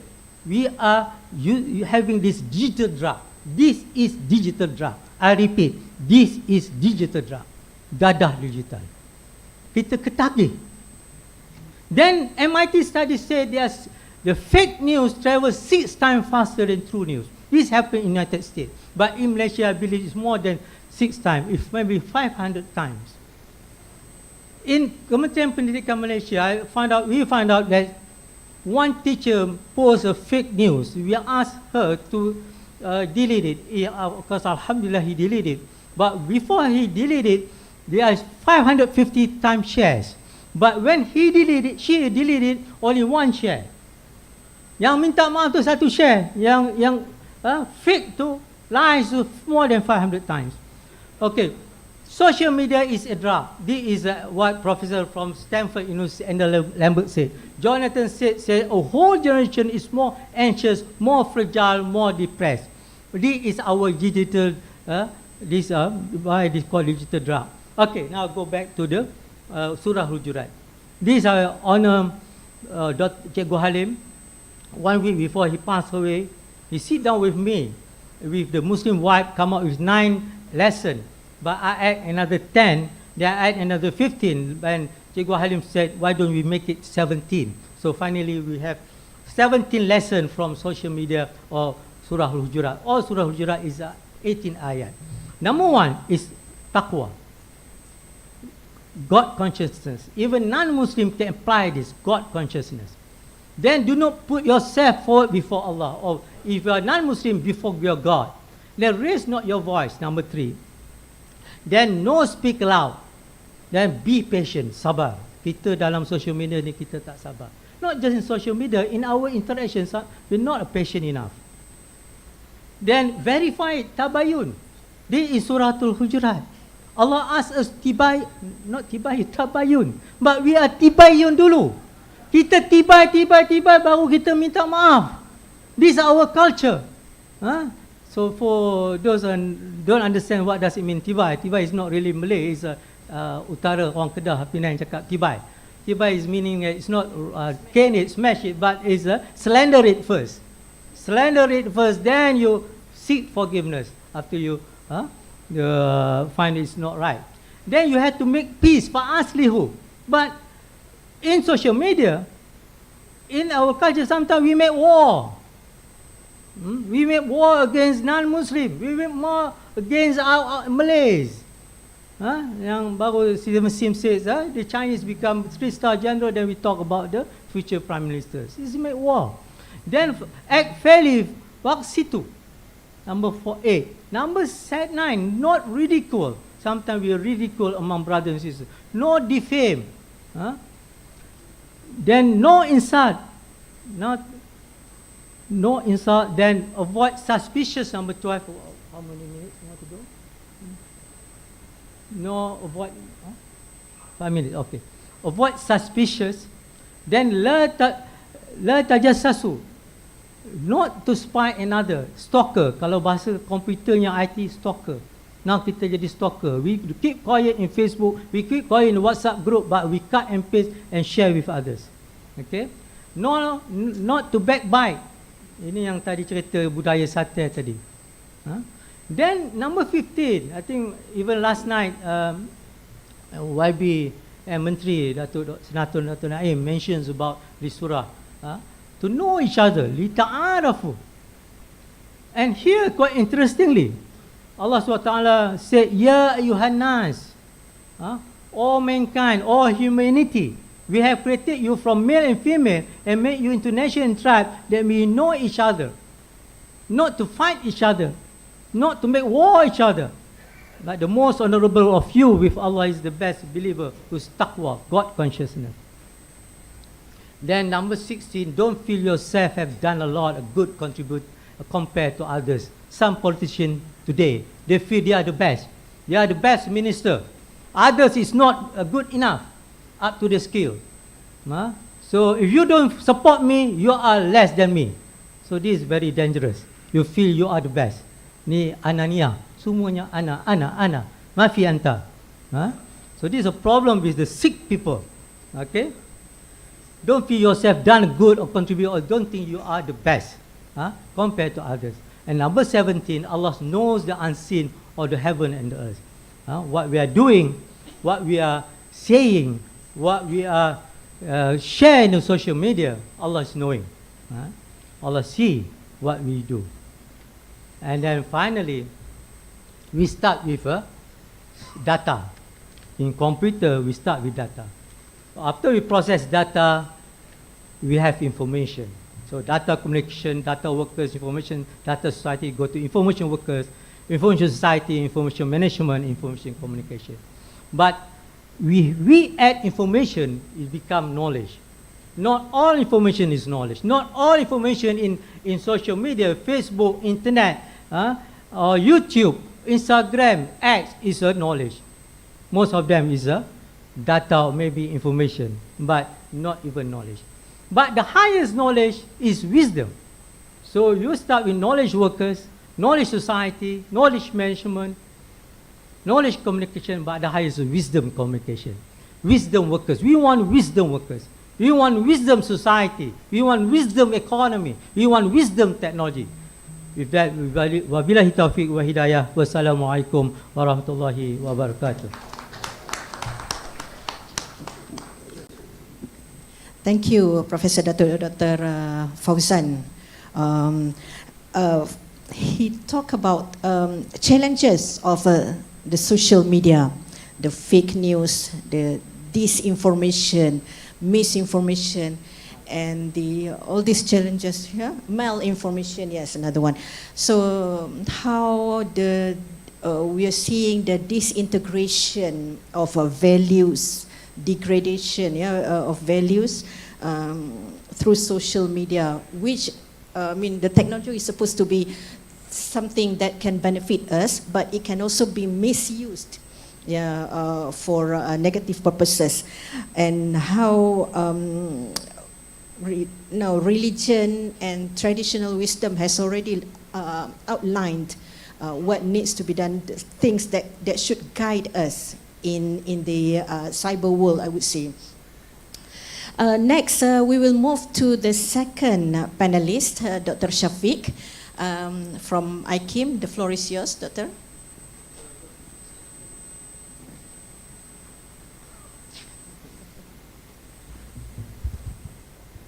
Thank you, Dr. Noor. Bismillahirrahmanirrahim. Assalamualaikum warahmatullahi wabarakatuh. And a very good morning. Esteemed elders, I see a lot of esteemed elders from various countries in Southeast Asia. Dear friends, if there are any shortcomings in terms of my tone or whatever I say, please forgive me. I seek your insights and input after this. What I wish to share in my short presentation is something to enrich existing perspective or vision of ASEAN. Because as you may observe, when at the governmental level, sometimes they have limitations. But I believe the NGOs and community leaders at the grassroots have a lot to offer in terms of perspective. I would like to start with a statement by an elder in the country, a scholar, an alim, who is also the teacher of our Prime Minister, Dato Seri Anwar Ibrahim, Royal Laureate Professor Dr. Syed Muhammad Nakib Alatas. Some of you may have heard, perhaps, of his name, especially in the discourse about Islam in the Malay world, because he wrote extensively on Islamization of the Malay world, of Islam, history of Islam in the Malay world. But perhaps not many are aware about Professor Alatas's important wisdom or insights about how we should deal with the diversity in the region as well. So he said this in 1970 in a letter written to the then Minister of Home Minister, Tan Sri Ghazali Shafi'i, who has passed away. He wrote in a letter, because I believe this is in the context of the racial conflict in Malaysia. He said that since Malaysia is ASEAN and embraces within its geographical, cultural and social folds all the great religions which sprang from Asia, such as Islam, Christianity, Hinduism, Buddhism and Confucianism, it is imperative that guidance for our future must be sought from our own sources. And in another work, which I believe Yang Muhammad Dato Seri Anwar Ibrahim loves to refer to in Islam dalam sejarah kebudayaan Melayu, towards the end of this book, although it's a book on the history of Islam in the Malay world, towards the end of that book actually speaks about something in a similar statement, right? So I believe this is a critical sort of input or insight which has been sort of reiterated even in the first forum. It's basically derived from Quranic principles, right? But it's important for us to recall that, I mean, because there's a great deal of Muslim Malay in the region, it remains a majority. The Malay Muslim community remains a majority in Southeast Asia. That is known statistically, right? And in terms of cultural influence, I don't know whether many are aware, but the Malay language today still is the second biggest Muslim language in the whole Muslim world, the first being Arabic. The second is the Malay language, because I checked in terms of statistics, although Urdu, there are many speakers, Urdu speakers, the whole Indian subcontinent, there are approximately 210 million Urdu speakers. But the Malay speakers, most of whom are Muslims, 280 million speakers, right? So although Muslims and Islam are still a dominant force in the region, but at the same time, a figure who has spoken a great deal about this are also saying that, look, that when we talk a very diverse context like Southeast Asia, it's imperative that the guidance when we talk about the future of our collective must be sought from our own sources, not necessarily from the West, although we are not anti-Western. This is important because today we are seeing this wave of secularization of the mind, of cultures, still moving at a rapid pace in our societies, in all of Southeast Asia. The term that is at one time in the 70s has been discussed is marginal societies, not in the sense of marginalized societies that is spoken about by policymakers, but we mean marginal societies ni, you are neither truly East or West, tidak Barat maupun Timur. This is masyarakat terpinggir. So we seem to be facing this still today. I give you some examples in terms of how this is manifested in cities. This is one country in Southeast Asia. I mean, this is a great country. But we have a beautiful temple there, which is a symbolic of a traditional culture. But right behind it, there's a mall, which is not very, does not blend very, very beautifully. Also in another country in Southeast Asia, of course, this is a beautiful part of the city. This is Kampung Baru. And alhamdulillah, we still maintain, I suppose with the support of the government, maintain this part of the city. But suddenly it's like, it's out of the blue, behind there are buildings, right? Which is not necessarily a negative thing. Then here we have Masjid Jame'. For those of you who have perhaps never have not got the chance, please have a visit later. Right behind it, there's a big bank building, right? But this is what a symptom of this when we say it's neither truly east nor west. But we have to decide at this point because we have experimented for many decades now. What do we do next? Okay. Because I'm sure the grassroots leaders are very keen to hear about what are the practical strategic actions that we can take. In the West now, they are realizing, because they talk a lot about global agenda, slogans like Sustainable Development Goals, SDG, right? But now, a number of their learned people are starting to rethink the approach. That's why, like, for example, this model is from MIT. They are going beyond looking at the symptoms of what is happening in environment, society, and the culture, but looking also at the underlying structures in terms of the thoughts of the source. Because sometimes when we try to tackle problems or too much emphasis on tackling problems on the external, on the mountain part there in this diagram, we lose sight and we don't pay careful attention to the bottom source problems there. Then sometimes our actions will be not effective enough in the long term. So in the first forum, the panelists, both panelists spoke a great deal about similarities and about getting to know one another, lita'arufu. But I feel that perhaps, yes, even the politicians, they should learn all these great similarities in terms of ethics. Dari segi teologi, akidahnya ada perbezaan, sudah tentu, tidak dinafikan. Tapi pada persamaan dari sudut etika itu, in terms of ethics, in terms of adab, in terms of akhlak, we should emphasize a great deal. Because not only in ASEAN region there are similarities and sort of commonalities, but also like if you look at the trend or what's happening in terms of China right now, they consider themselves as a civilization state. They too want to go back to their traditional Confucianist roots. Russia too, inshallah later on our friends from the Russian embassy will be coming. They can confirm this with you. Their President Putin and the government is emphasizing on traditional moral and spiritual values, not only from Orthodox Christianity, but also from Islam, which is part of the Russian society. So we should be going hard into this, into our traditional values or ethics, and identify these certain areas that we should be hitting harder, because otherwise capitalism, modern Western secular trends will come to fill in that vacuum and not necessarily solve our problems. And since the time of President Barack Obama, the government of US have proactively created initiatives under the US State Department to influence the culture of our youth. Maybe some of your leaders, young leaders, have joined some of these programs. One of them is called Young Southeast Asian Leaders Initiative.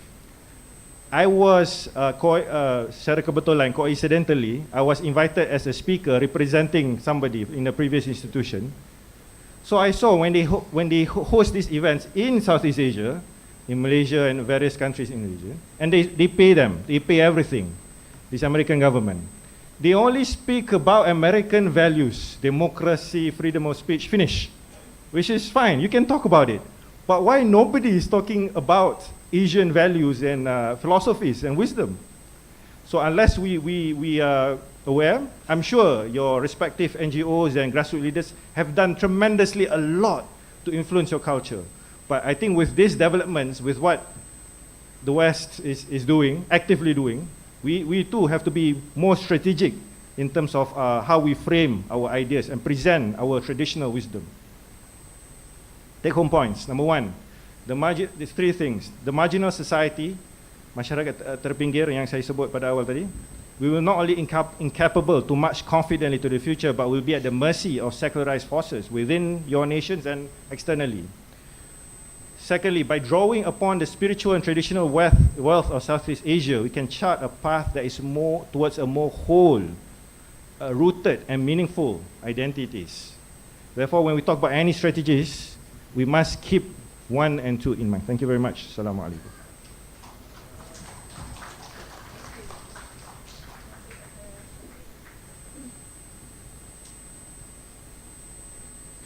Thank you, Dr. Shafiq, for the presentation. You've talked about the guidance for future, must be sought from our source. So it shows how important it is to go back to our root, look back at our society, tradition, religion, our culture, which has what do you call this, mold us actually. And of course, these challenges, how we will face with the modern challenges nowadays. And yes, you have shared some strategies on the society, socio-cultural renewal and sustainable development, which has to always be, I would again say, use the word root, which should, whatever development that we do, to have it as a sustainable development. Because when we talk about sustainable, it's not about the material development, but also human capital, the humanistic aspect of it. So it has to be rooted back to our culture, tradition, and religion. So that is a very strong point that we should take into account. Now, we move to our third panelist, Mr. Praveen. So the floor is yours.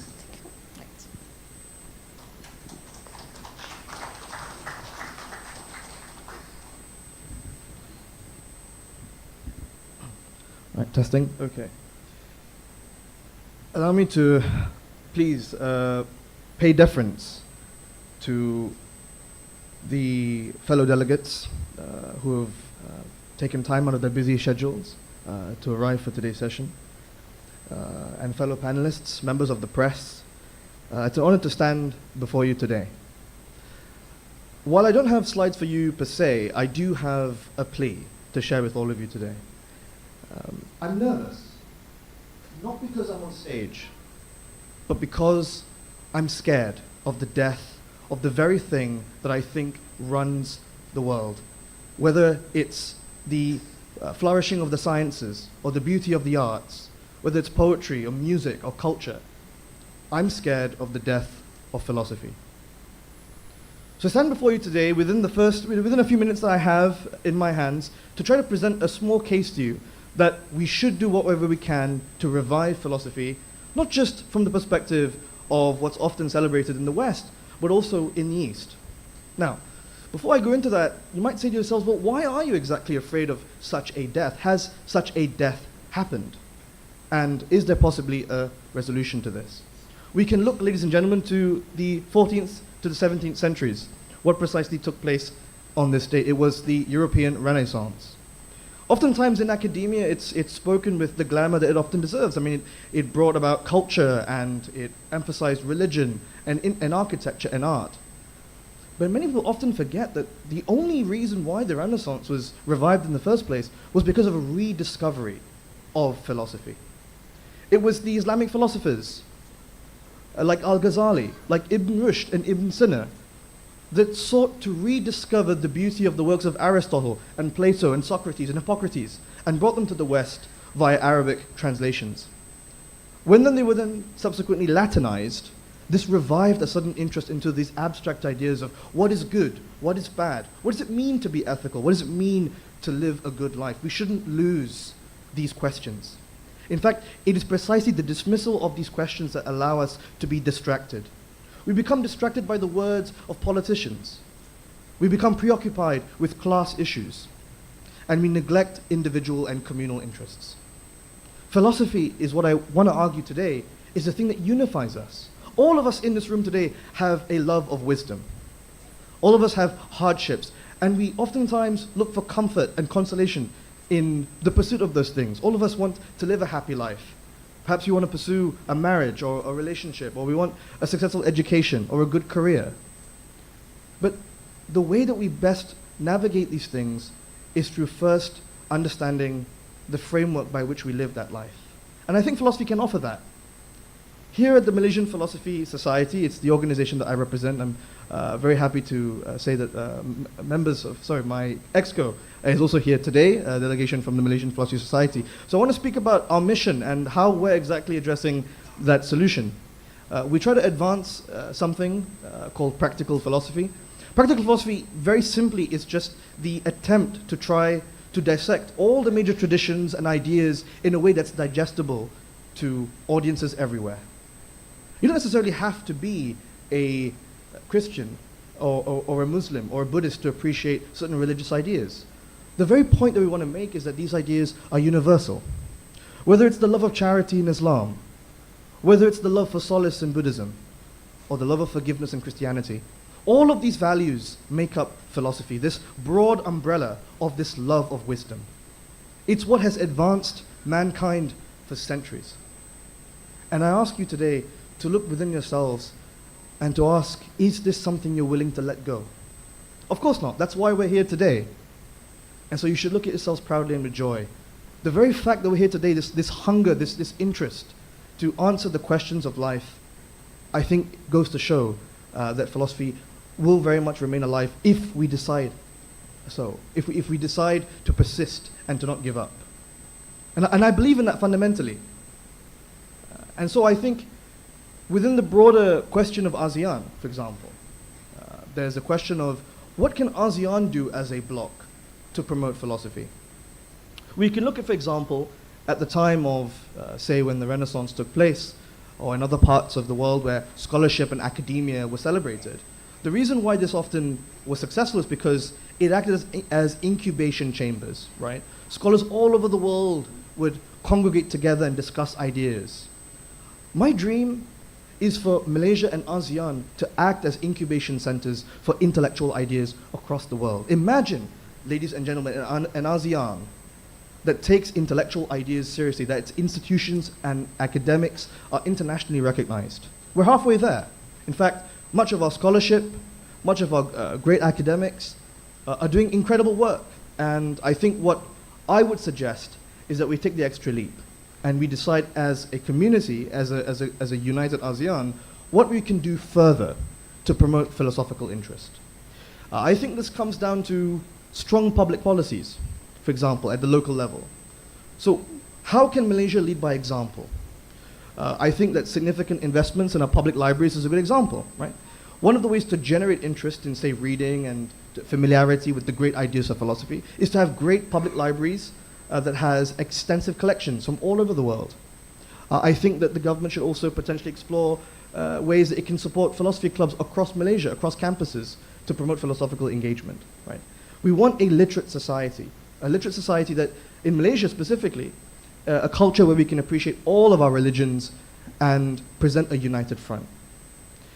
I think in addition to that, I think the government could also explore opportunities, as it very well has done, to promote dialogue. One of the things that the organization has admired so well is Prime Minister Anwar Ibrahim's Islam Confucianist dialogue, and it was received very, very well, particularly when we had the recent visit by the Premier of China. And so such dialogues are important and crucial, and they're instrumental more generally to the development of philosophy. And so before I end, I have a few more things I'd like to add.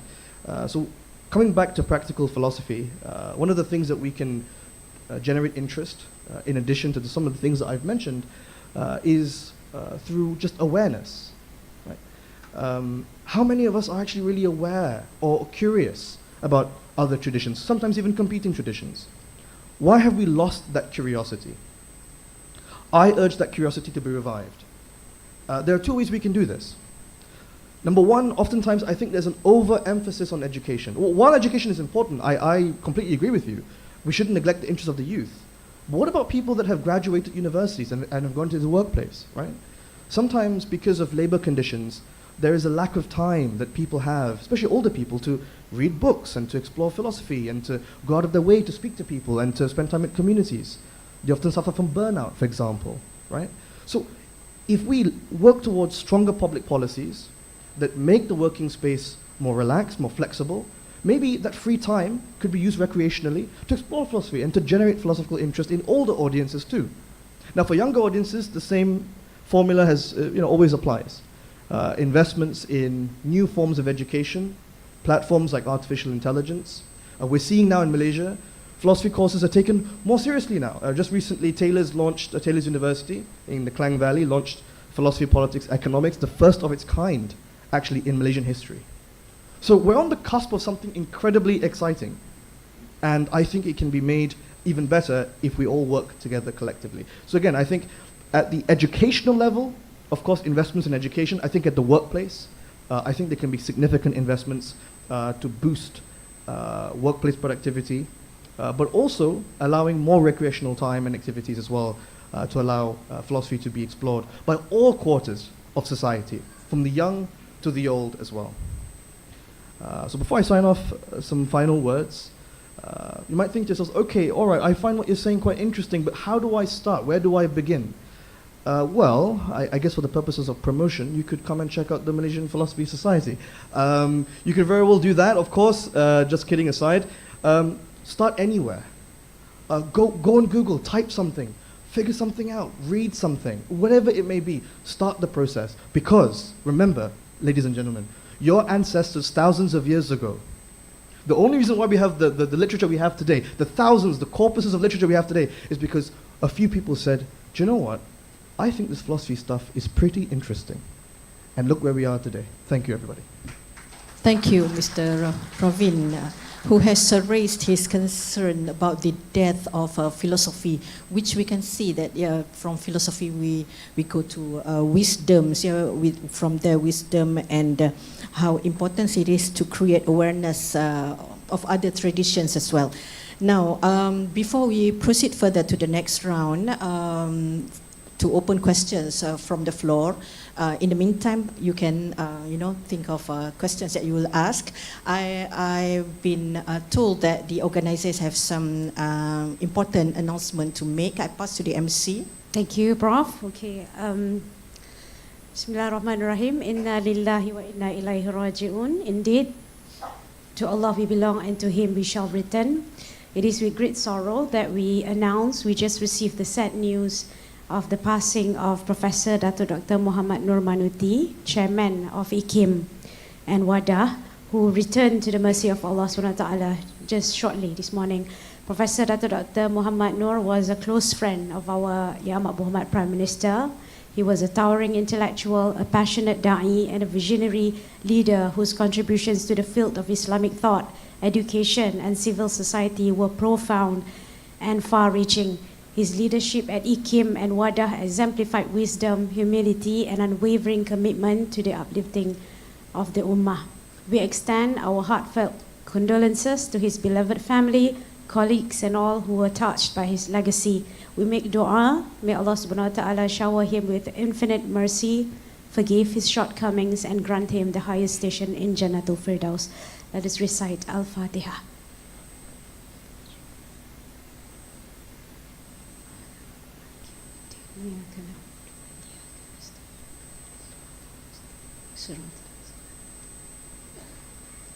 Amen.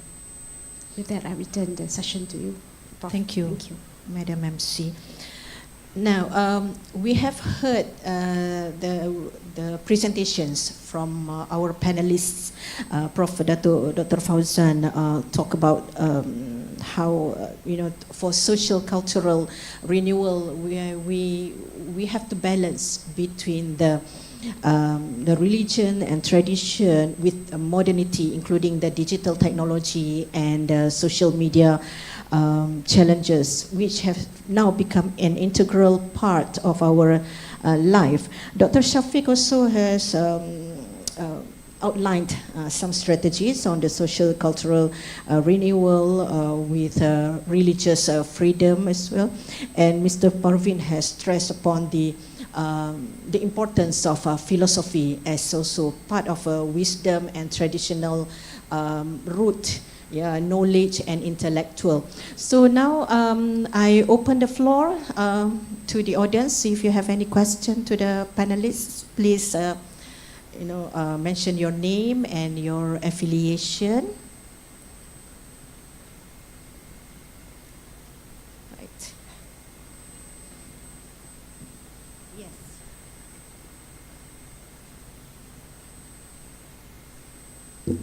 Assalamualaikum and a very good morning. I am Dr. Liana from University Science Islam Malaysia.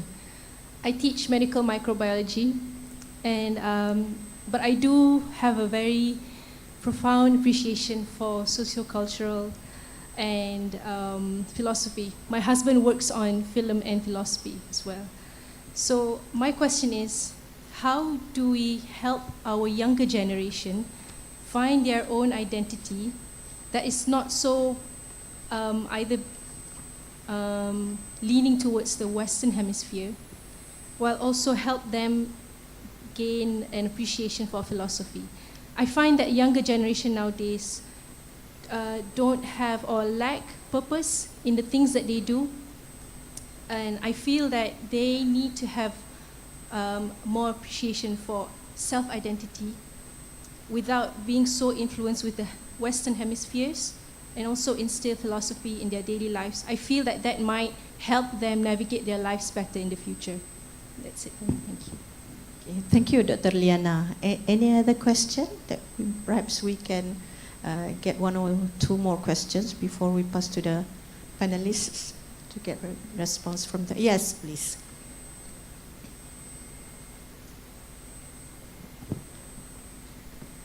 Assalamualaikum warahmatullahi wabarakatuh. My name is Burhan. I work in IT, but I used to be a lecturer in philosophy. So my question is, there's an increasing interest in philosophy in Malaysia, and philosophy itself, as some of you know, is a compulsory subject for all undergraduates, right? And there are academics, including at IKIM, who do good research in philosophy, as well as several properly trained philosophers in Malaysia and outside of Malaysia. In fact, one of the main philosophical departments in ASEAN has several Malaysians as philosophy lecturers, including the head of the department itself is a Malaysian, right? So my question is, and I know Mr. Pravin has an answer to this, probably, what needs to happen in order for Malaysia to have a full-fledged, proper philosophy department? Thank you. Thank you. Any other question? Right. From this side, perhaps? Okay, yes, please.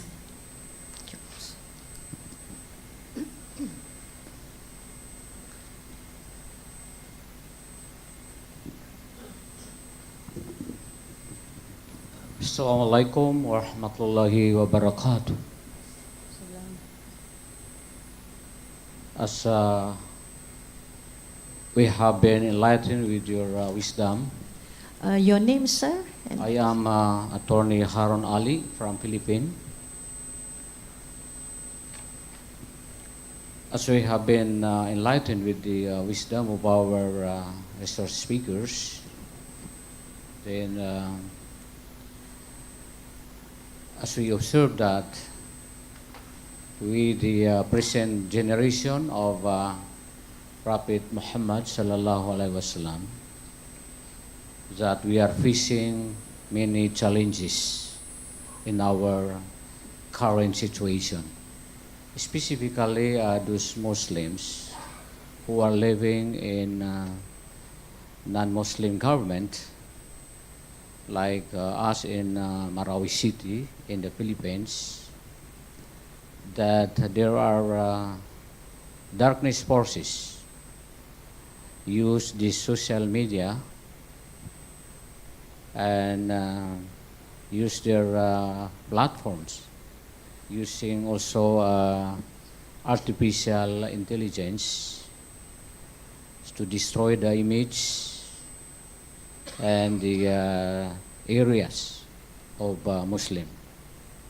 First is one of the situation that we personally observe is that these darkness forces organized a young man to create trouble in our areas.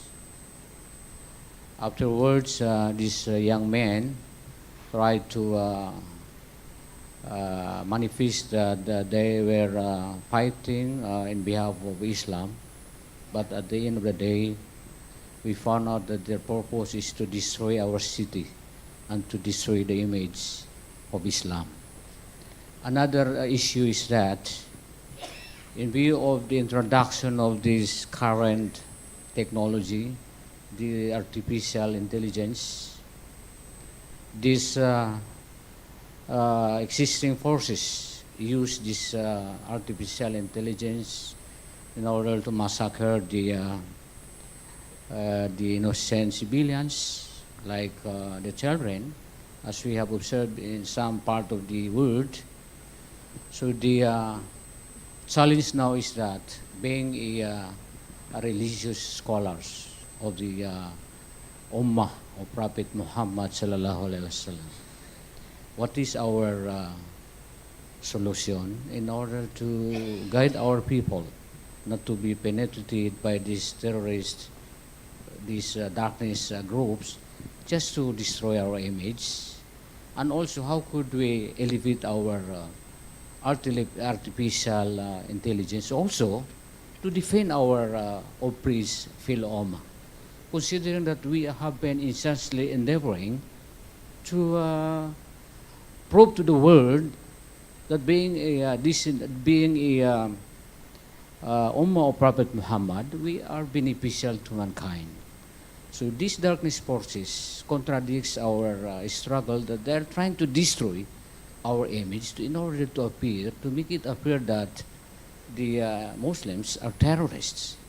So we are asking these resource speakers to give us, to enlighten us, what are the effective solutions in order that we can prove to the world that we are following the era of Prophet Muhammad ﷺ during his time in Medina, that accordingly his time was the best time to humanity, and in order to answer the demand or the clamor of our Prophet's hearts, Ummati, Ummati, Ummati, which has been his last word during his deathbed, that we must be concerned to our fellow Ummah in order to protect everyone else's rights, culture, and also not only to Muslim, but also to protect our fellow non-Muslims, considering that we are rahmatil lil alamin, that we are beneficial to mankind as a Ummah of Prophet Muhammad sallallahu alaihi wasallam. Thank you very much. Thank you. Thank you. So the three questions, I think I would assign the first question to Dr. Shafiq, second question to Mr. Praveen on philosophy, and the third question about social media and AI to Prof. Dato Fauzan. However, the other panelists can also add into the other questions as well. Yes, please. If I may, I would like to answer the first question, and I think Mr. Praveen can answer the first question, or both the first and the second question. The first question, I think we have to remember also, because the question was how to make sure that, for example, if we were to raise our kids not to be overly influenced by Western philosophy or Western thought, we have to remember, because the questioner is a Muslim, so we have to remember that in the Muslim civilization, our notion of philosophy is hikmah, not merely falsafa, because falsafa is the Aristotelian philosophy, which is propounded by Al-Farabi, Ibn Sina, Al-Kindi, all these people. But after that phase, there's a tradition of hikmah, which included Muslim metaphysicians, the Sufis, And there are many of them in this part of the Malay world for centuries. So I think, so as we don't have to throw all this wealth of philosophies in the Muslim world at one time. But as parents, we have to be well equipped. We have to have some familiarity with this philosophical tradition in the Muslim civilization, so that we know how to intelligently and carefully impart such wisdom to our child. For example, like because we send our kids to school every day, but nobody in school, I'm sure, will tell them why they are going to school. This is where philosophy have to answer, right? So I think if you have some familiarity with the Muslim notion, because remember, when we say one of the definitions of philosophy, Pravin can correct me, is an investigation of, a rational investigation of reality. For the Muslim and many Eastern tradition, what we mean by reality is not just this physical reality. There's the metaphysical reality, alamul ghaib. So, so Western philosophy limits the meaning of reality just to this. By now, it's just this material reality. So we have to have that understanding. So that we can make these distinctions, this perbezaan. Supaya when we talk about all these ideas, not only in the books of philosophy, but any ideas out there, any statements that are being made by politicians or Elon Musk or whoever, we can carefully dissect those statements and tell whether can we agree with these statements or not, from our point of view. Is it consistent with wisdom or not? Does it bring goodness to humanity or not? That sort of thing. So I think, in the interest of time, I think that's how I would respond. Wallahu a'lam. Thank you.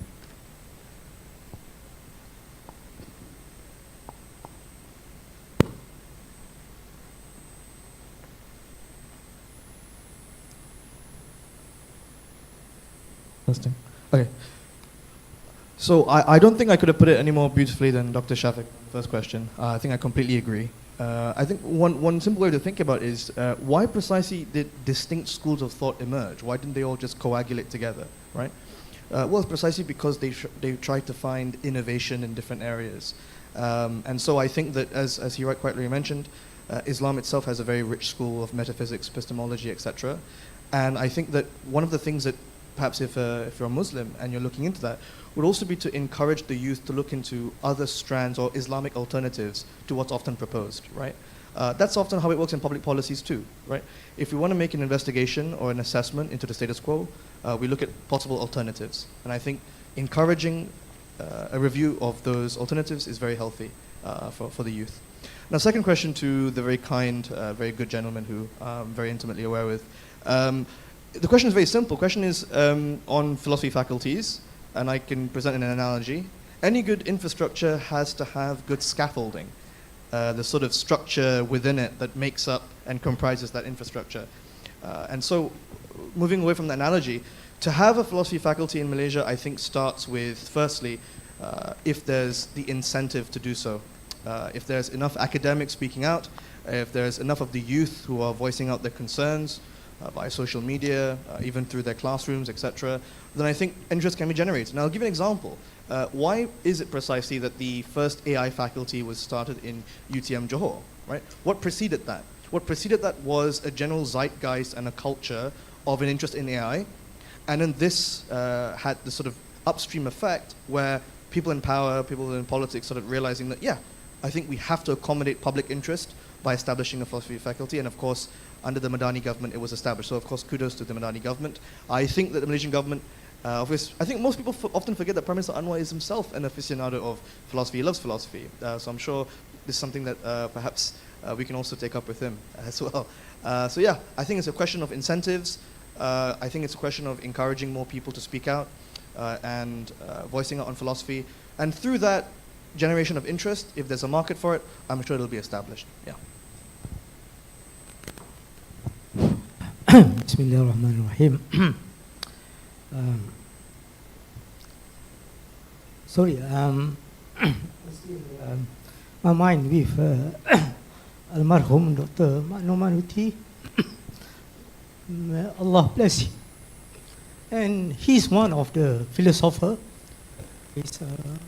His teacher is my Faruqi is the philosopher. and I consider myself as his students. When I joining IUM, he's the one who interviewed me, and he loved this kind of intellectual discourse. So, what is we are doing here is following his advice. May Allah bless him.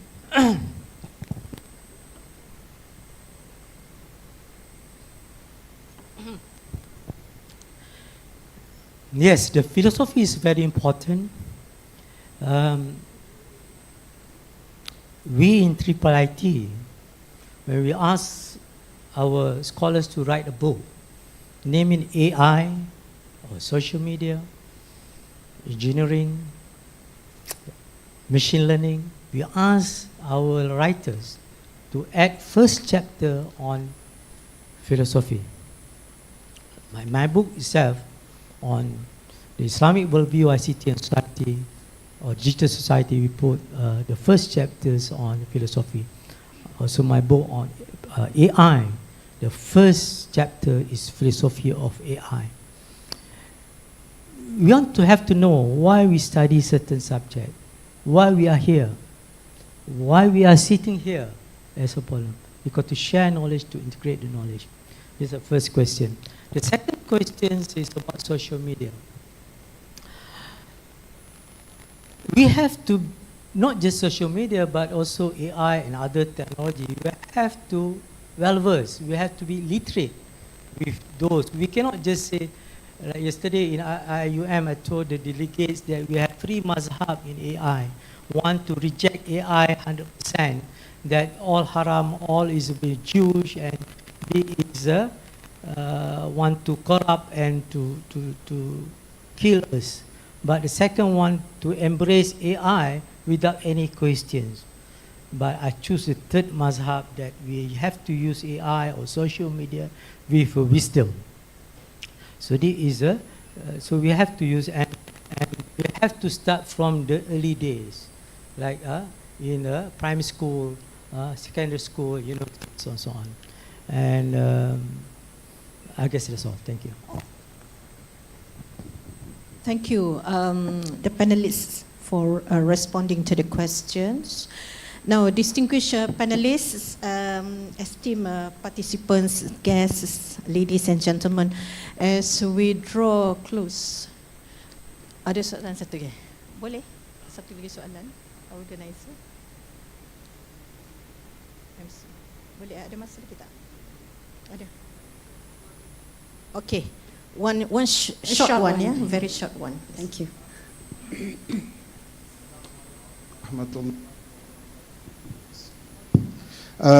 Saya Marjuan Ibrahim dari Al-Wasliyah, Indonesia. May I speak bahasa, and moderator can be translate to our, I think ini Mr. Pravin, you understand about bahasa, right? Okay. Saya sangat tertarik tadi dengan apa yang disampaikan oleh Prof. Fauzan. Yesterday kita juga meet di IAUM Hall, dan saya ada bertanya berkaitan dengan AI. Tapi yang saya lihat sebagai pendidik lah ya di kalangan generasi Z, dan berbagai macam kemajuan teknologi yang kita lihat masa sekarang ni, termasuk apa yang disampaikan oleh Mark Zuckerberg and Elon Musk, sepertinya tantangan umat Islam ini lebih berat ke depan, terutama Gen Z ini, yaitu bukan hanya sekedar lagi media sosial, tapi itu sudah pada tingkat visual. Visual semacam TikTok. Kemudian juga nanti akan ada yang namanya tangan tu tak perlu lagi menulis. Jadi screen of manusia itu tampil dengan rekaan cahaya, dia tampil sebagai seorang human, and dia bisa mengatakan apa saja yang ada di dalam pikirannya. Itu tantangan ke depannya. Jadi benar-benar kalau kita tidak berangkat dari apa yang disampaikan pada forum ini, religions and traditional, masa depan media sosial ini bukan hanya lagi membuat perang, tetapi setiap distrik itu nanti bisa saling menyiram api. Okey, yang ingin saya sampaikan, saya teringat dengan pesan baginda Rasulullah sallallahu alaihi wasallam ketika baginda mengatakan, bada al-islamu ghariban wa sayaudu kama bada fatuba lil ghuraba. Islam itu dimulai dengan keterasingan.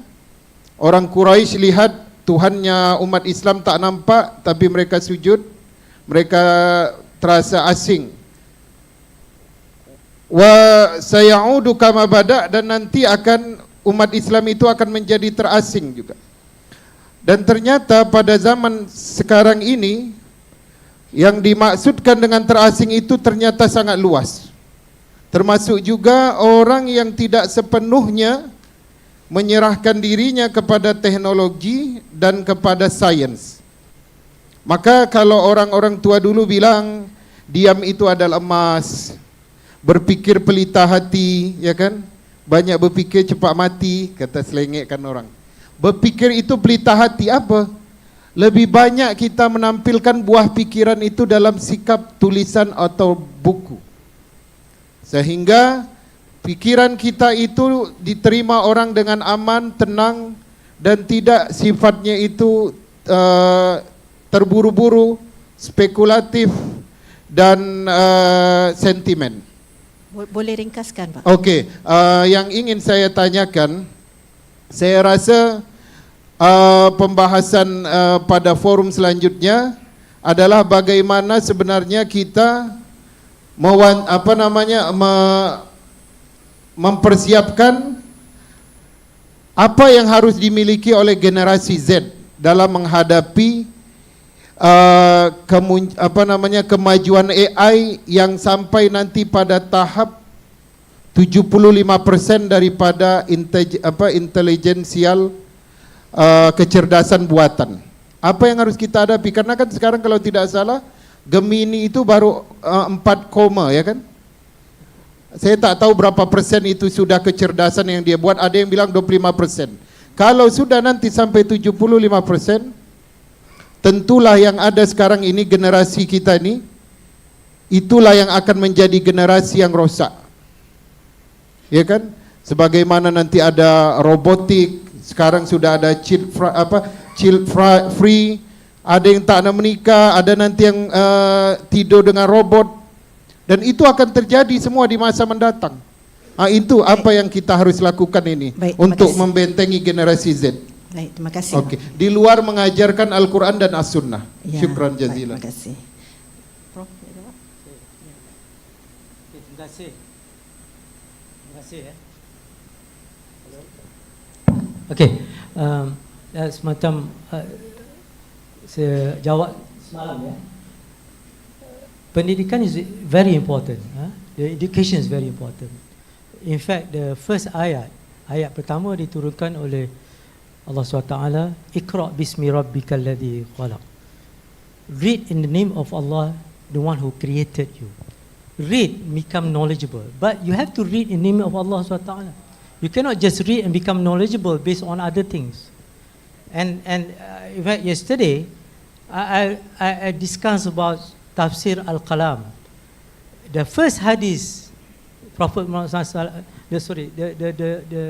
the first creation that being created by Allah is Al-Qalam. This according to the hadith by Rasulullah SAW in Tafsir bin Lokasi. Inna awal ma khalaqa Allah Al-Qalam. Allah said to Qalam, Uktub. Dan Allah Qalam asked Allah, Ya Rabb, wa ma uktub. So Qalam, the technology, you name it, social media or AI, is very important. But you have to use social media and AI with Iqra' bismi rabbikal ladzi khalaq. And Qalam is in between read and write, write and read, read and write.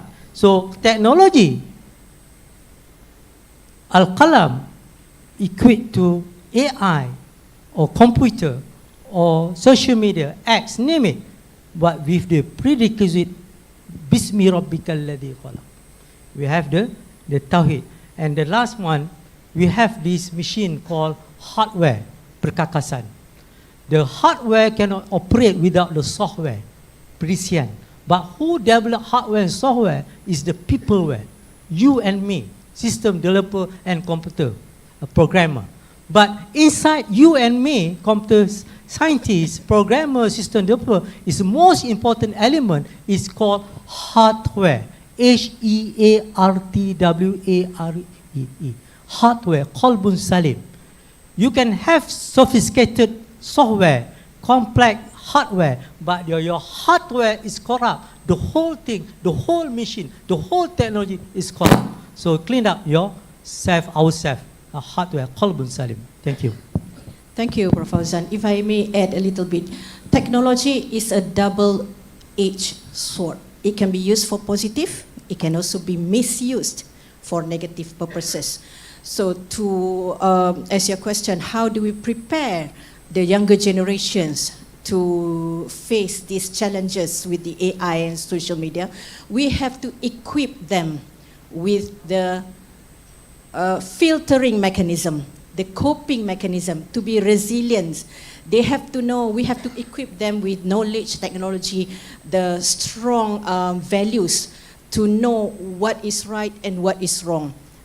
And also what Prof. Fauzan has said earlier in his presentation, tabayyun, not to believe everything that you see or you heard or you read on social media. Now, with that, we conclude the session. Yeah? We have explored the relevance of religion and traditional wisdom as a guiding light to the socio-cultural renewal across ASEAN, and our panelists from Triple IT, from IKIM, and also Malaysia Philosophy Society, MPS, yeah, have each offered their invaluable perspectives, whether rooted in reminding us that wisdom, whether it's rooted in the divine revelation or inherited cultural tradition, is very important. It's not static, it has to be reinterpreted,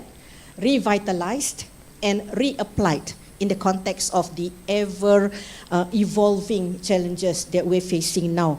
So the answers, yeah, for many of our current dilemmas are not necessarily found in new technologies, but also in reconnecting with our root, yeah, the moral, the values, the spiritual foundations, yeah, within our society.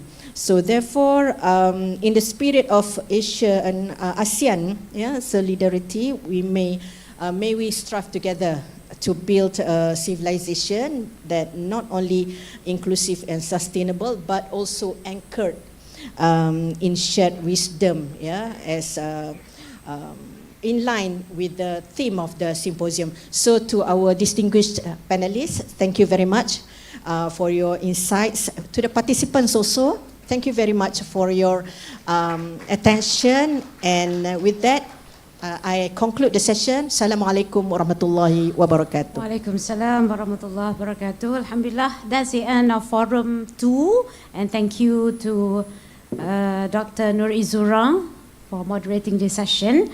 As a token of appreciation, we would like to call upon Deputy Director General of IKIM, Yang Berbahagia Dr. Muhammad Zaidi bin Ismail, to come on stage to present souvenirs to our respected moderator and panelists.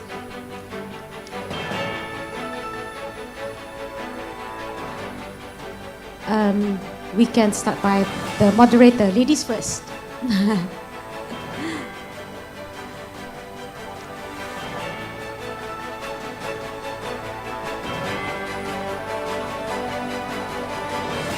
Thank you. Next is Prof. Dato Fauzan.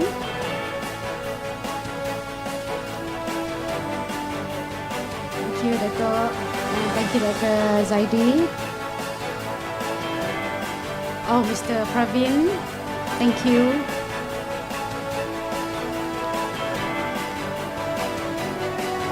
Our final panelist, Dr. Shafiq, dia tak ada.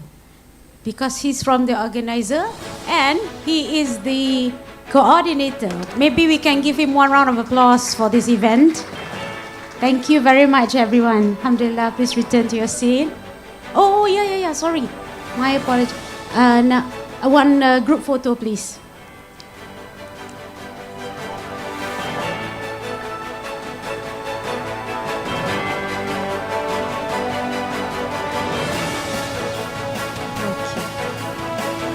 Thank you very much. Alhamdulillah, ladies and gentlemen, without further ado, we would now proceed to our final forum, Forum 3, entitled Strengthening Multi-Stakeholder Partnerships for Community Empowerment in ASEAN. And in this final forum, we would like to invite our panelists. Yang berbahagia, Profesor Dr. Syed Farid Alatas from National University of Singapore. Next is Yang Berusaha Dr. Tri Hastuti Nur Rahimah. She's the General Secretary, Women's Wing of Muhammadiyah from Indonesia. And Yang Berusaha, our moderator, Dr. Muhammad Isham Muhammad, Director of Center for Economics and Social Studies, short as EMAS at IKIM.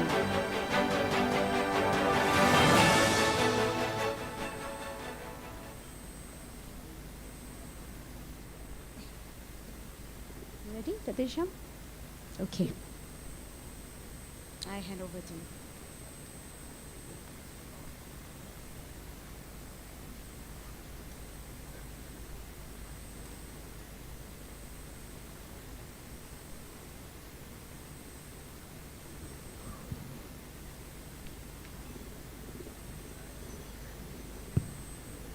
Thank you, Ms. Maslina. Bismillahirrahmanirrahim. Assalamualaikum warahmatullahi wabarakatuh, and very good afternoon to all distinguished guests, panelists, and participants. It is my great honor to welcome you all to the third sessions of the International Symposiums on Anchoring ASEAN's Future in Shared Wisdom, Empowering Communities for an Inclusive and Sustainable Civilizations. Is strengthening multi-stakeholder partnerships for community empowerment in ASEAN.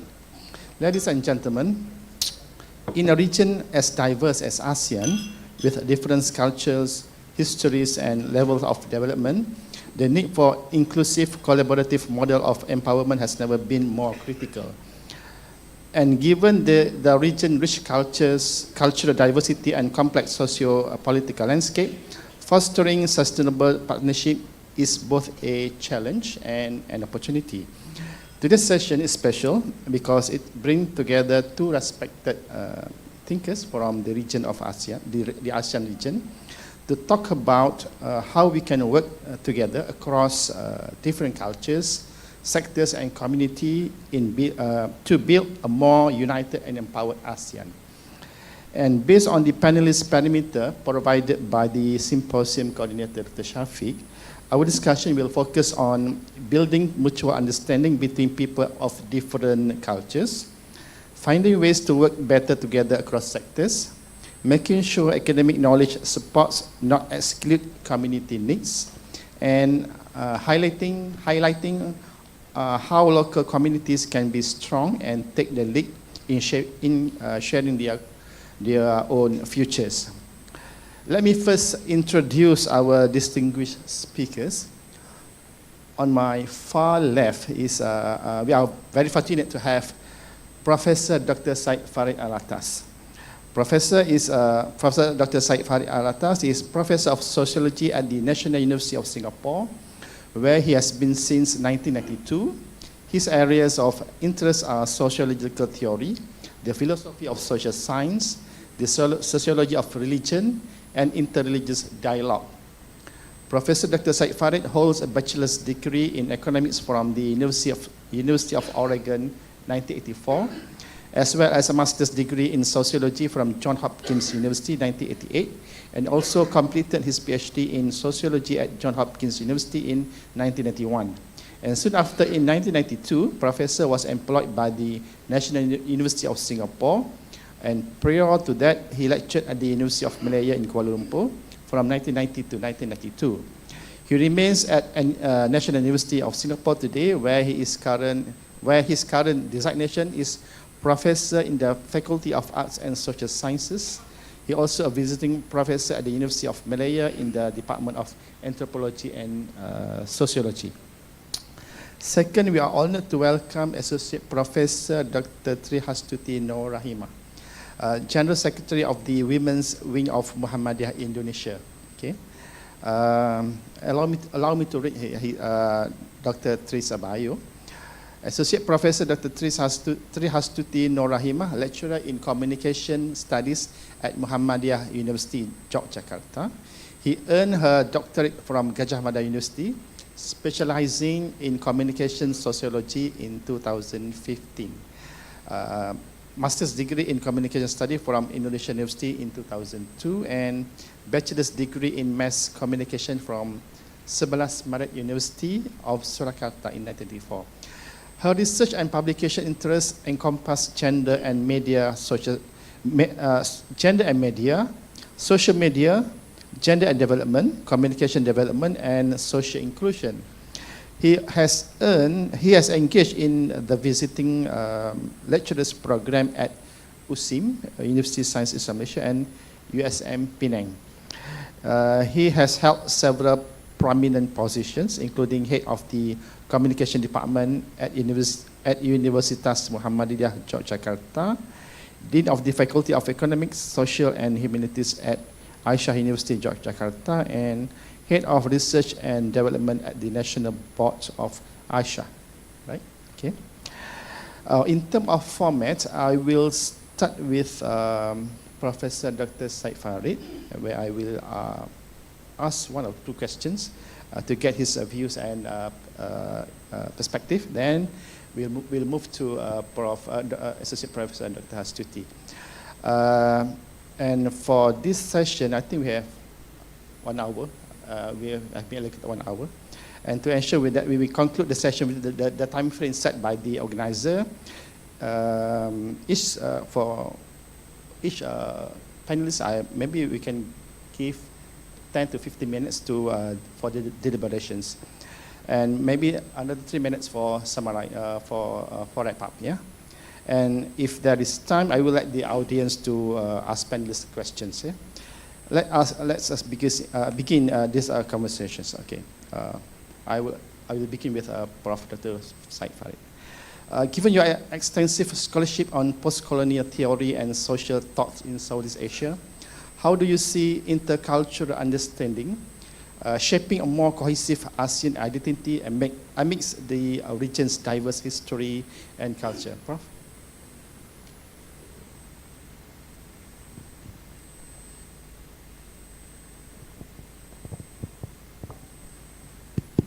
Right. Thank you very much. Assalamu alaikum warahmatullahi wabarakatuh. Yeah. That's a big, it's a very big topic. Let me put it this way. We, in our education system, in formal education as well as informal education, we think in a way which distorts reality without our realizing it.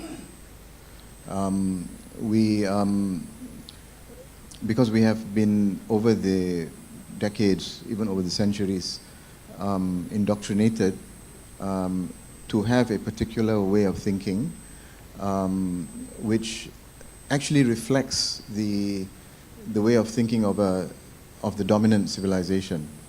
Of course, today the dominant civilization is Western. To give you an example,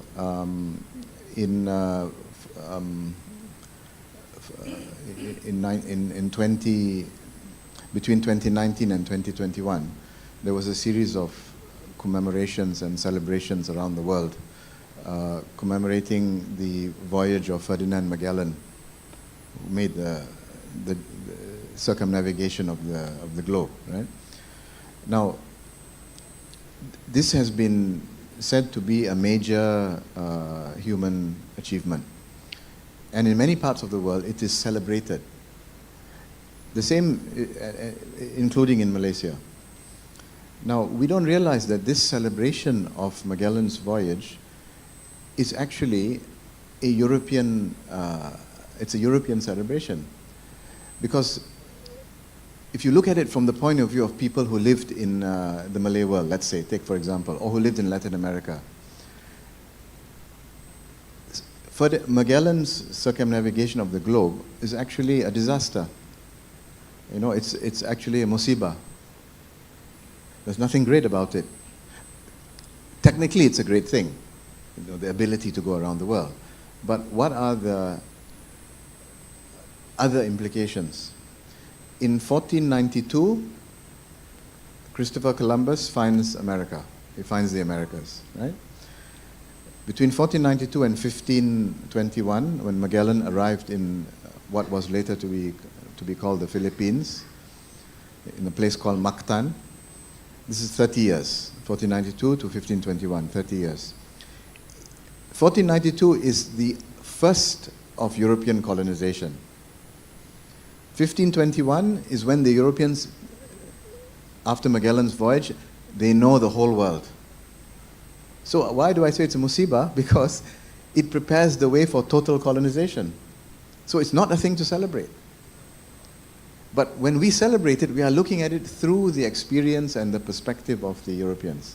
So what this means is, a European experience is generalized as a universal experience. Even the phrase, you know, 1492, what do we call it in Malay or Indonesian? What do we refer to it in, when we say Christopher Columbus? What do we say in Malay? What do we refer to it as? Or in English? Exactly, discovery of America, right? We say discovery of America, penemuan Amerika, bahasa Indonesia juga. We say that. But how can it be the discovery of America? There are already people living there. Right? So it's a European discovery. It's a European discovery. But we say the discovery as if it is a human discovery of America. This is the problem. So the European experience is generalized as a universal experience. So this is the problem of Eurocentrism. It's based on false universalism. So to your question, for me, the purpose of intercultural understanding, you ask about intercultural understanding. The purpose of intercultural understanding, there are many reasons. Of course, one reason is to create more understanding so that there cannot be conflict between different cultures or different traditions, between different religions. Right? In Malaysia, we know that this is very important because religion and culture are weaponized, are used by the elite, sometimes by the religious elite, sometimes by the political elite to create friction among Malaysians. The same thing happens in Indonesia and many countries. So intercultural understanding is important for that.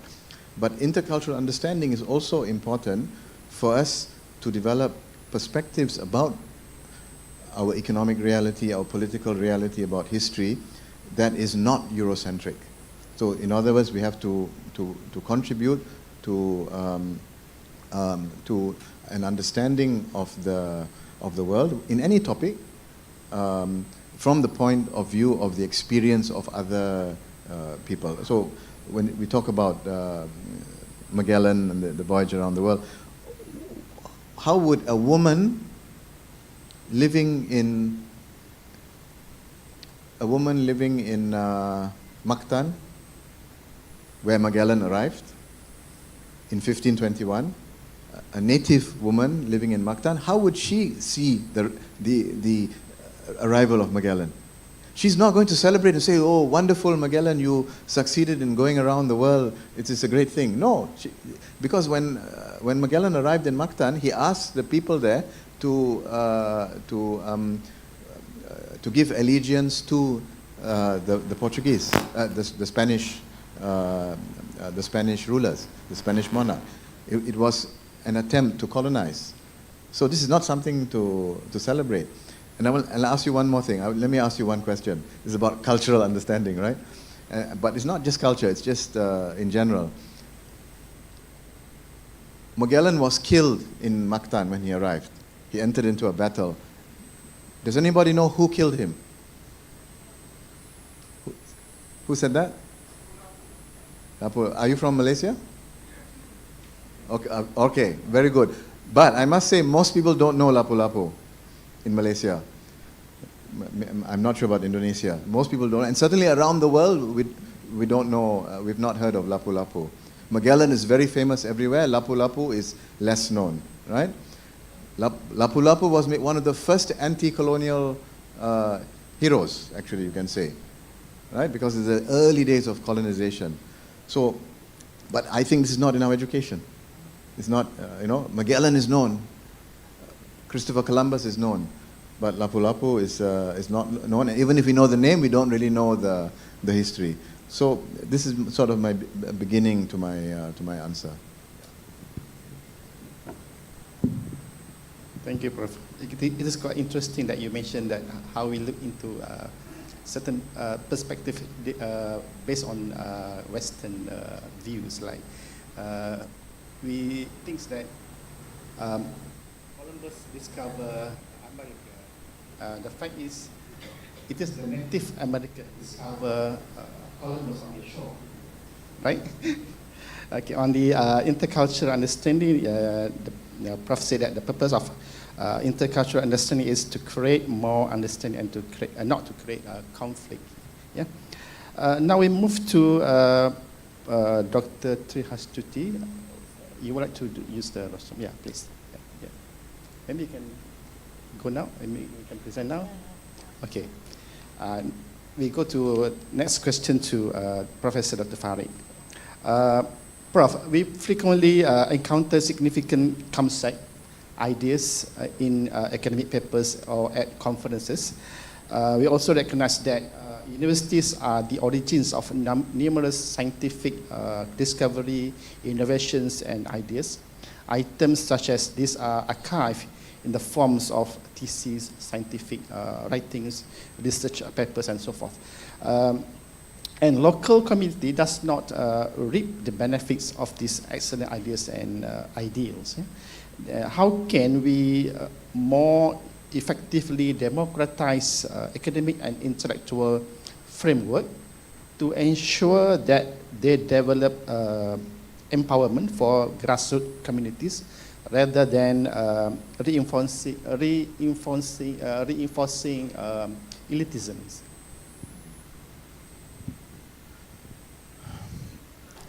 Well, talking about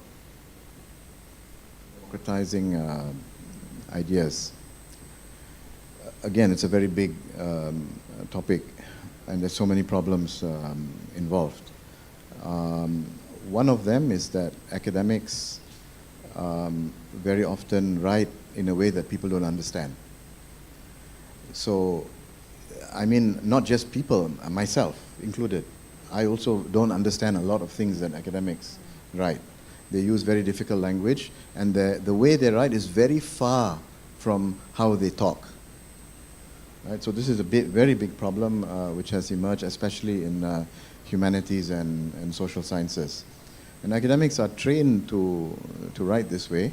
And when students are doing their masters and PhD, even the undergraduate, they begin learning to write this way, and they are not corrected by their professors. So they, they spend years learning to write in a very difficult way, and what they are saying is not understood by people. Now, more importantly, we many academics write in the abstract and do not talk about how what they are talking about can actually be implemented or applied. And that is the big problem. I will give an example of that. And I want to say that this abstraction is important, but you need to go from the abstract to the concrete. That's what I'm saying. Now, if you stay at the level of the abstract, what you say can be used in so many different ways, in contradictory ways. And it can also be used to maintain a conservatism. I will give you an example. This is related to what has been happening recently, you know, with the war in Gaza, the war against Iran. You see, the Muslims are forever talking about Muslim brotherhood. I don't mean the group, I mean the idea of Muslim ukhuwa Islamiyya, right? And then they will explain what it means, all in the abstract. But then, how is it applied? Has any Muslim government actually behaved that way? The entire Muslim world, what do they do for Gaza? Don't talk about Gaza, before that. About the Rohingyas, about the Uyghurs in China, about when the US illegally invaded Iraq. Not that I'm a fan of Saddam Hussein, I'm not. He was by no means an angelic leader. But do we agree with foreign governments intervening, right, and overthrowing? And of course Gaza, and then the most recent is Iran. What has the Muslim world done with regard to Israeli colonization of Palestine? 48 years. No, not since 1948, 77 by now, 77 years. What has the Muslim world done? The Muslim world generally has worked against each other.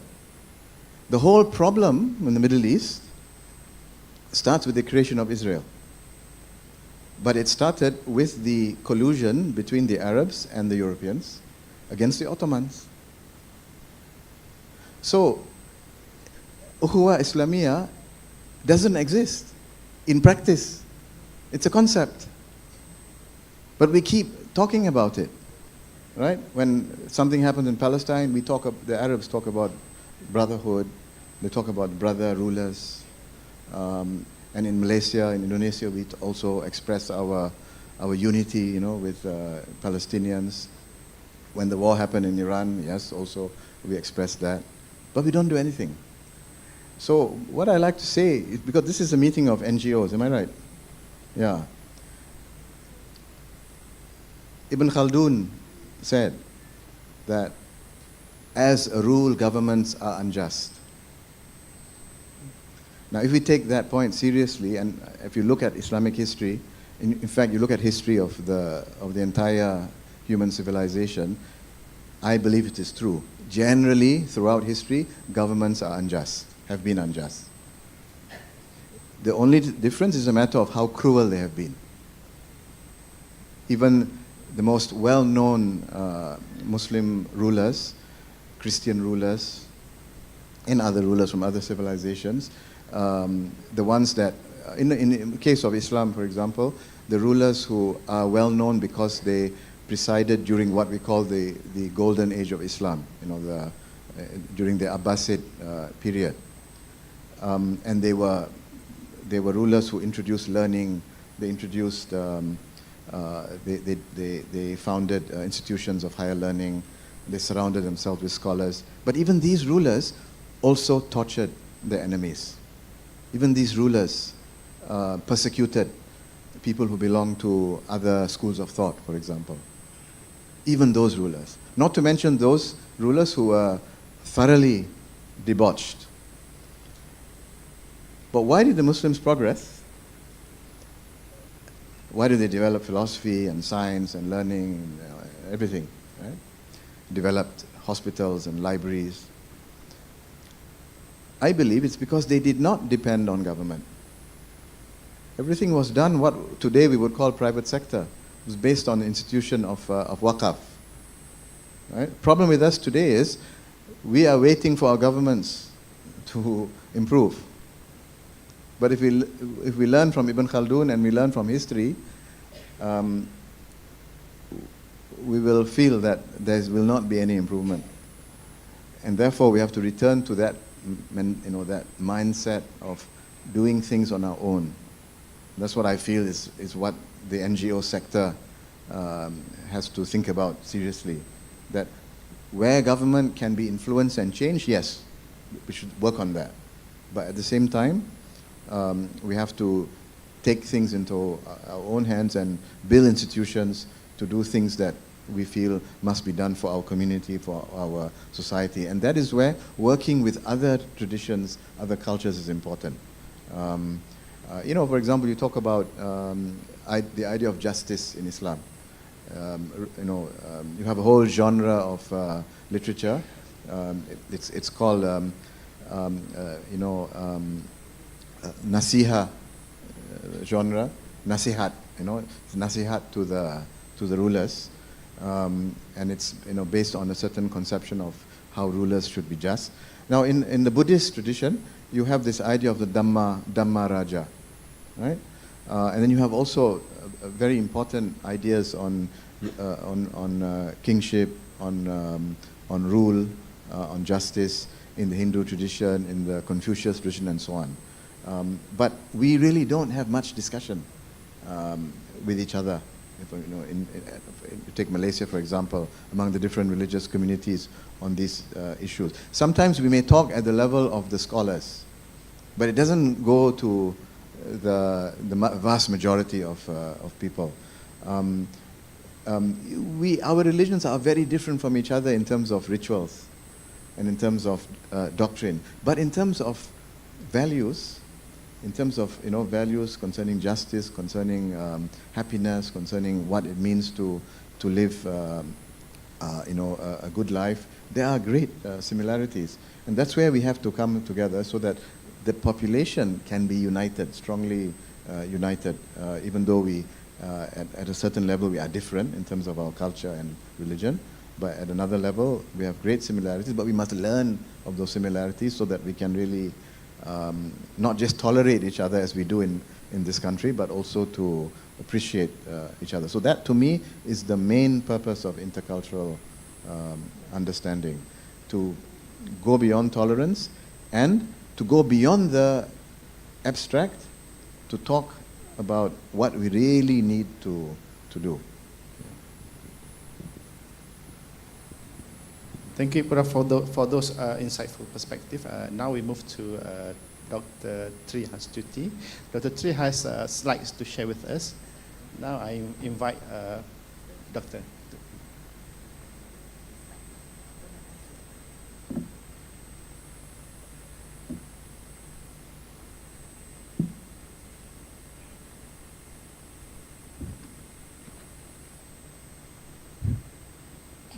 Thank you.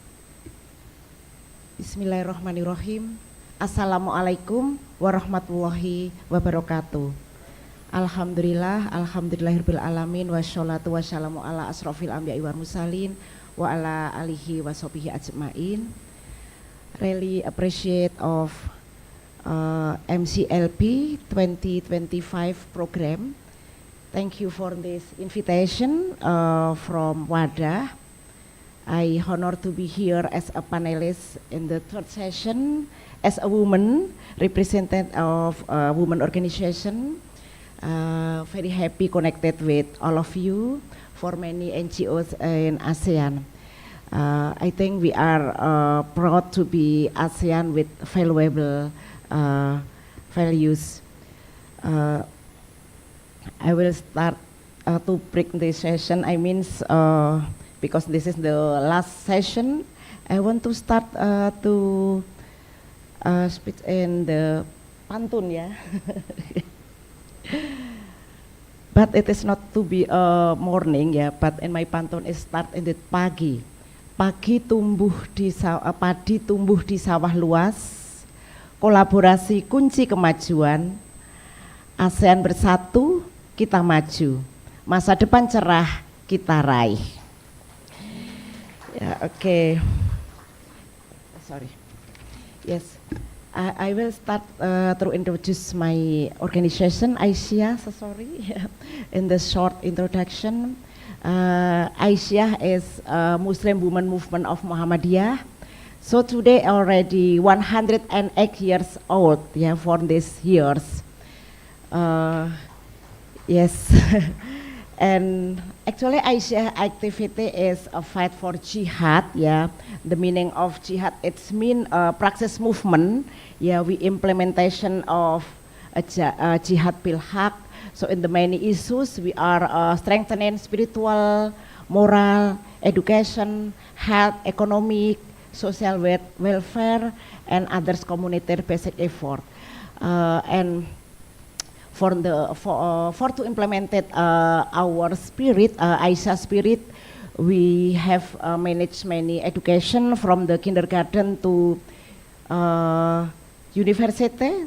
Till the ASEAN managed 10 university, and then ASEAN in the health issues, we manage many hospital, 21 hospital and 55 clinic, yeah. So this is owned and managed by women. So if we discuss about the inclusivity, we should be discuss about the women contribution to social welfare in the world. Okay, yes, actually ASEAN work in all of the Indonesia, almost 100 province in Indonesia ASEAN work, and for 463 yeah, district ASEAN already work, and ASEAN have the special branches in many countries, for example in Malaysia, in Australia, in Egypt, in Europe, in Japan, in Hong Kong, ASEAN work. So Muhammadiyah and ASEAN have many special branches in the world. Okay, that's all. I mean my introduction of ASEAN organization. And next, I will to move that why we to be ASEAN NGO is very important. ASEAN countries very important because of course we proximity of our geographical location and historical proximity. I think almost our in ASEAN country we already colonized by Western countries, and particularly in Indonesia always by Dutch, yeah. Okay, and I will to move. I will start with some problem we facing in ASEAN toward inclusive and sustainability. I think some ASEAN countries, yeah, we still struggle with slow economic growth and high poverty rates. This is the biggest problem in our country. And the others actually in our country and in ASEAN country vulnerable to global economic trends, yeah. And others we facing the challenges about the issues of the healthcare, particularly in rural areas and the remote areas. And for the specific on the women, I think in some country, low participant rates of women and minority groups, yeah, and public decision making processes, minority group, indigenous group, women group, youth, elderly, I think should be low participation in the decision making processes.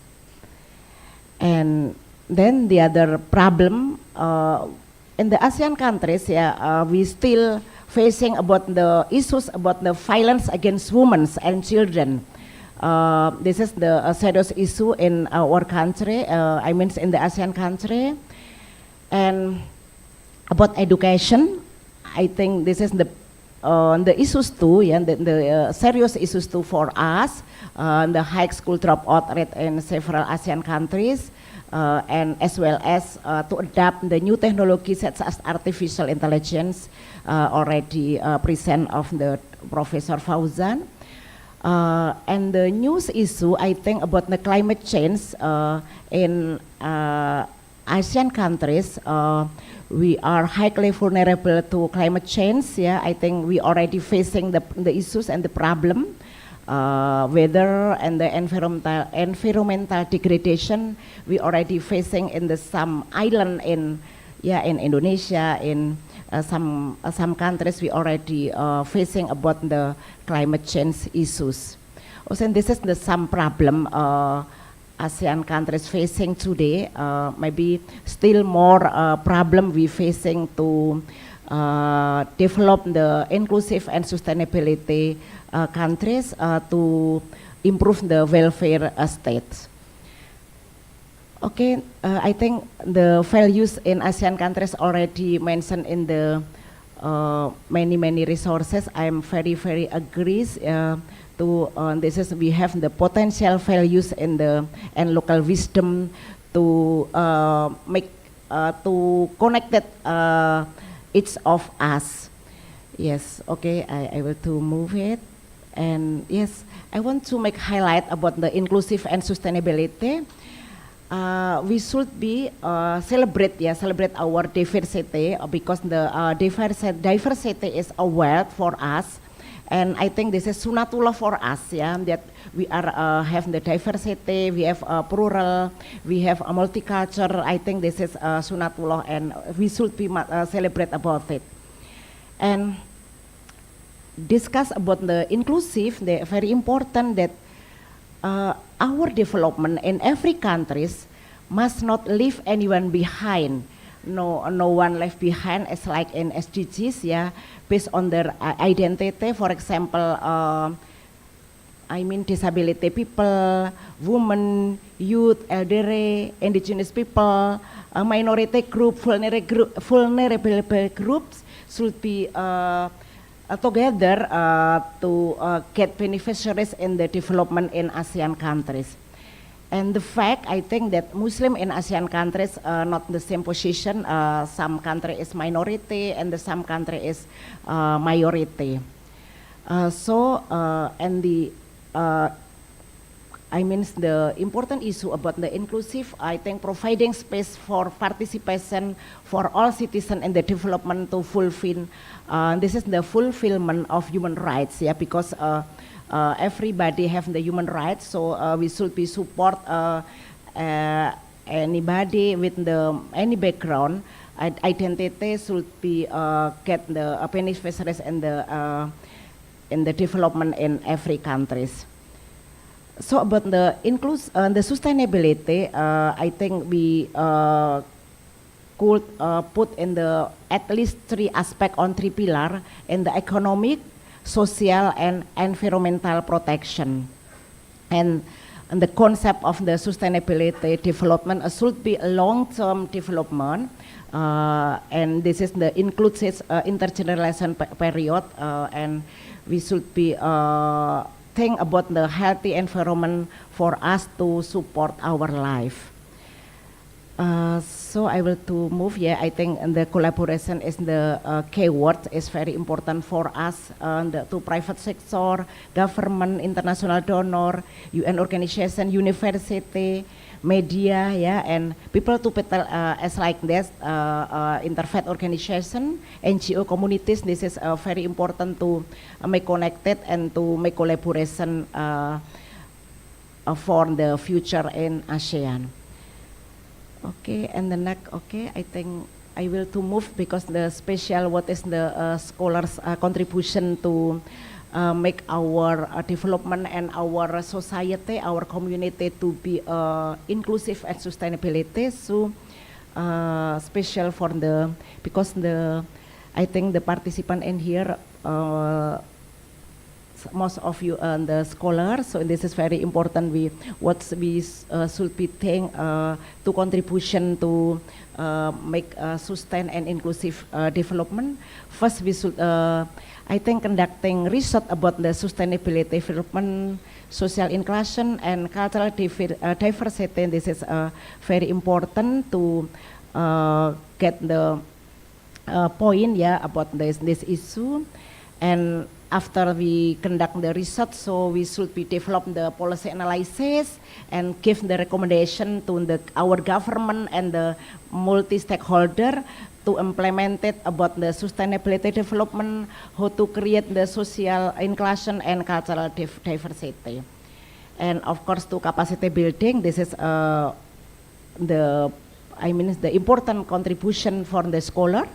And this is very important to facilitating dialogue because interfaith dialogue and the interfaith dialogues is very important for us to wider the forum, yeah, just not on the same religion but the same culture. So we should be have the interfaith dialogue in Asia, in ASEAN, and in the world. This is, the scholar and the academic institution could support about it. And next about what's the scholar contribution? Because we already gave many best practice how the collaboration already developed. So identifying and promoting best practices in sustainability development and inclusive community building is very important for us. So we could learn each other about the best practice already did in some organization. And this is very important too, amplifying the voices and perspective of marginalized communities. Sometimes the marginalized communities, vulnerable.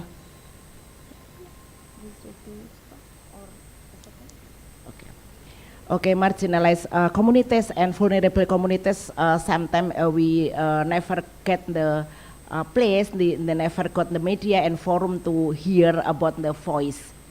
And the last, this is too strong, building partnership between many multi-stakeholder, academy, government, civil society, and private sector to get the solution what's our facing in particularly in ASEAN countries. Okay, I think the principle of collaboration I will to skip, and I will to move what the strategy says in the ASEAN very important to establish framework like the ASEAN socio-cultural community to promote cooperation. This is I give the one point, and knowledge sharing as like our forum to knowledge sharing because we believe that every organization in ASEAN have many good best practice. So to knowledge sharing, this is very important. And sustainability development goals, we already got the point how to because with the SDGs, to refer to SDGs to achieve inclusive and sustainability growth because we still have the SDGs, so this is very important. We refer when we conduct in our program. And special to empower the marginalized group, support women, youth, and vulnerable population. This is a very good issues too for us. And we facing the technology, so leverage technology, utilize the digital platform for collaboration, knowledge sharing, and community engagement. I think refer to Professor Fauzan, this is very important for us because our work today in the digital era, so this is very important. In the positive side, we should very important to utilize the digital platform to make collaboration, to make easy for our communication. But we have actually we have the challenges yet for the collaboration in ASEAN. First, managing the diverse cultural, it is very easy in the text, but the implementation not easy to managing diversity. But we should be effort to do it how to our cultural, linguistic, and economic context and the very diverse. So we should be managed about it to make our society to be inclusive and sustain. and overcoming language differences to facilitate effective communication. This is very important too.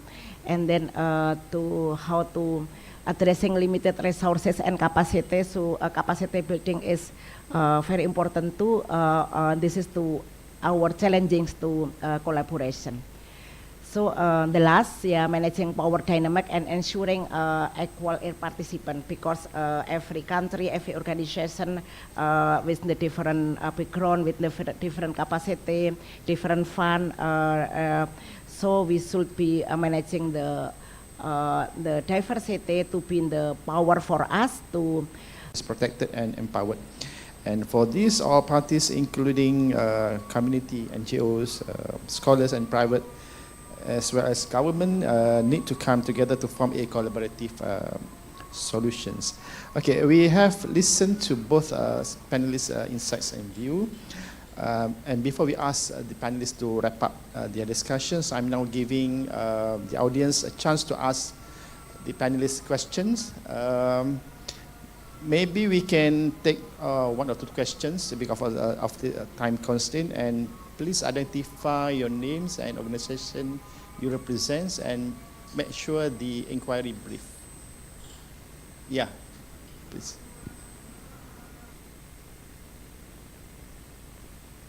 Assalamualaikum warahmatullahi wabarakatuh. Izinkan saya untuk bercakap dalam bahasa Melayu. Soalan ini nama saya Muziro. Soalan ini saya tujukan kepada Prof. Said Farid tentang soal wacana di kolonial dan sebagainya. Kita sedia maklum bahawa dalam pendidikan kita, mahu tidak mahu kita tak dapat nak bebas tak dapat nak dinafikan bahawa struktur pendidikan kita banyak terpengaruh dengan minda tertawan seperti mana kata saya usian atas, dan kebanyakan soal sejarah kita, soal kita sebagainya itu kita masih lagi terlepas pandang dan banyak meninggalkan menggelapkan wacana-wacana di tempat kita sendiri, sehingga kan kita lebih mengenali sejarah luar berbanding sejarah kita, dan banyak macam Prof kata tadi sikit sekali yang mengenali lapu-lapu berbanding tokoh-tokoh yang lain. Jadi persoalan saya ialah kepada Prof, apa yang menyebabkan secara strukturnya, apa yang menyebabkan sejarah ataupun secara umumnya, apa yang menyebabkan wacana kita sendiri ini tenggelam oleh wacana pada luar, dan apa halangan untuk hari ini yang menjadi halangan kepada untuk kita mengangkat semula naratif wacana kita sendiri yang telah dinyah jajahkan ataupun yang dinyah jajahkan daripada pengaruh-pengaruh kolonialisme dalam wacana kita. Terima kasih.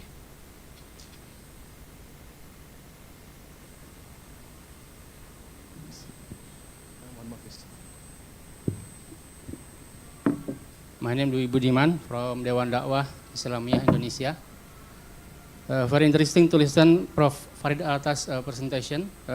One of them, you said that in our life together, we should not see the truth or the everything from our side, right? The question is, how about the concept of Islamic worldview, Prof, which view everything from an Islamic perspective, so that there is a term of the clash of worldviews. What is your view, Prof? Thank you. Yes, please, Prof.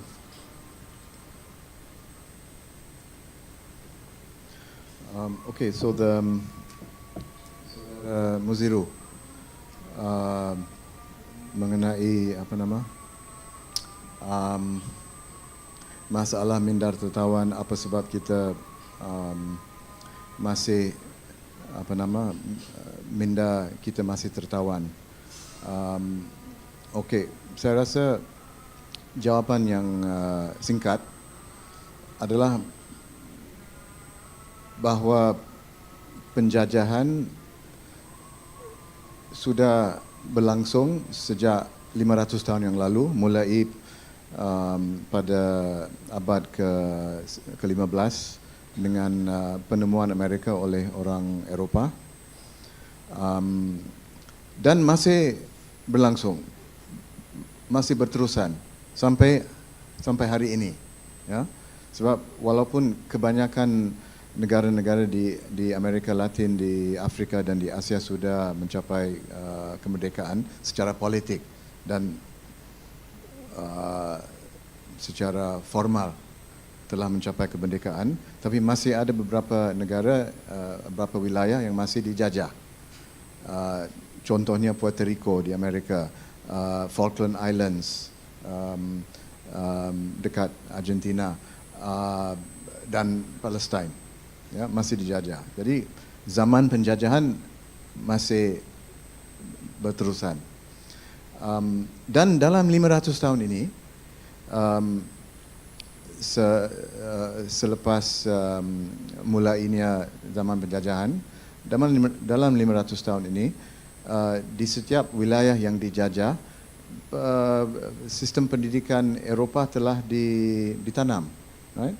Dalam 500 tahun ini tertanam sistem pendidikan Eropah, dan kita telah dididik, dibesarkan dan dididik dalam bukan saja dalam mata pelajaran yang diajar oleh mereka, tapi juga cara mereka memikir, pandangan dunia mereka. Satu contoh, ya, di antara abad ke-11, 11 dan ke-13 ada satu siri perang yang dilaksanakan antara orang Eropah dan orang di Timur Tengah. Apa nama siri perang itu? Perang Salib. Dalam bahasa Melayu, bahasa Indonesia, perang salib. Dalam bahasa Arab, huruf salibiyah. Dalam bahasa Parsi, jangga salibi. Dalam hampir semua bahasa, termasuk bahasa Cina, bahasa Urdu, hampir dalam semua bahasa, nama perang itu adalah crusade, ya, crusade, crusado, hampir semua bahasa Eropah. Bahasa Melayu terjemahan daripada itu, crusade. Perang salib itu adalah terjemahan daripada crusade. Maknanya perang salib, perang yang dilakukan oleh orang yang pegang pada salib, orang Kristian. Makna yang terkandung dalam istilah itu adalah bahawa perang itu merupakan perang antara orang Kristian dan orang Islam. Ini juga merupakan, dan istilah ini perang salib dipakai oleh hampir seluruh manusia, seolah-olah istilah itu mencerminkan satu fakta yang universal. Yang kita tidak tahu adalah kenyataan bahawa perang itu adalah perang antara Islam dan Masihi, adalah pengalaman mereka. Bukan pengalaman orang Islam yang hidup pada zaman itu. Pada zaman itu, orang Islam di Timur Tengah, orang Arab, orang Turki, tidak menganggap itu sebagai perang keagamaan. Sebab mereka tidak pernah memakai istilah itu zaman itu. Zaman itu mereka merujuk kepada orang Eropah yang datang dari Eropah ke Palestin. Mereka merujuk kepada mereka sebagai Faranj atau Efranj, atau dalam istilah bahasa Melayu Feringgi. Orang Frank.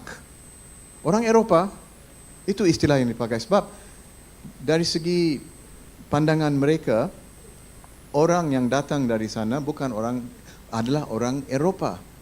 Dan waktu orang Eropah datang ke Timur Tengah, mereka membunuh bukan hanya orang Islam, orang Kristian dibunuh juga. Orang Kristian dari gereja Timur, gereja Ortodoks, mereka juga dibunuh oleh orang Katolik yang datang dari Eropah.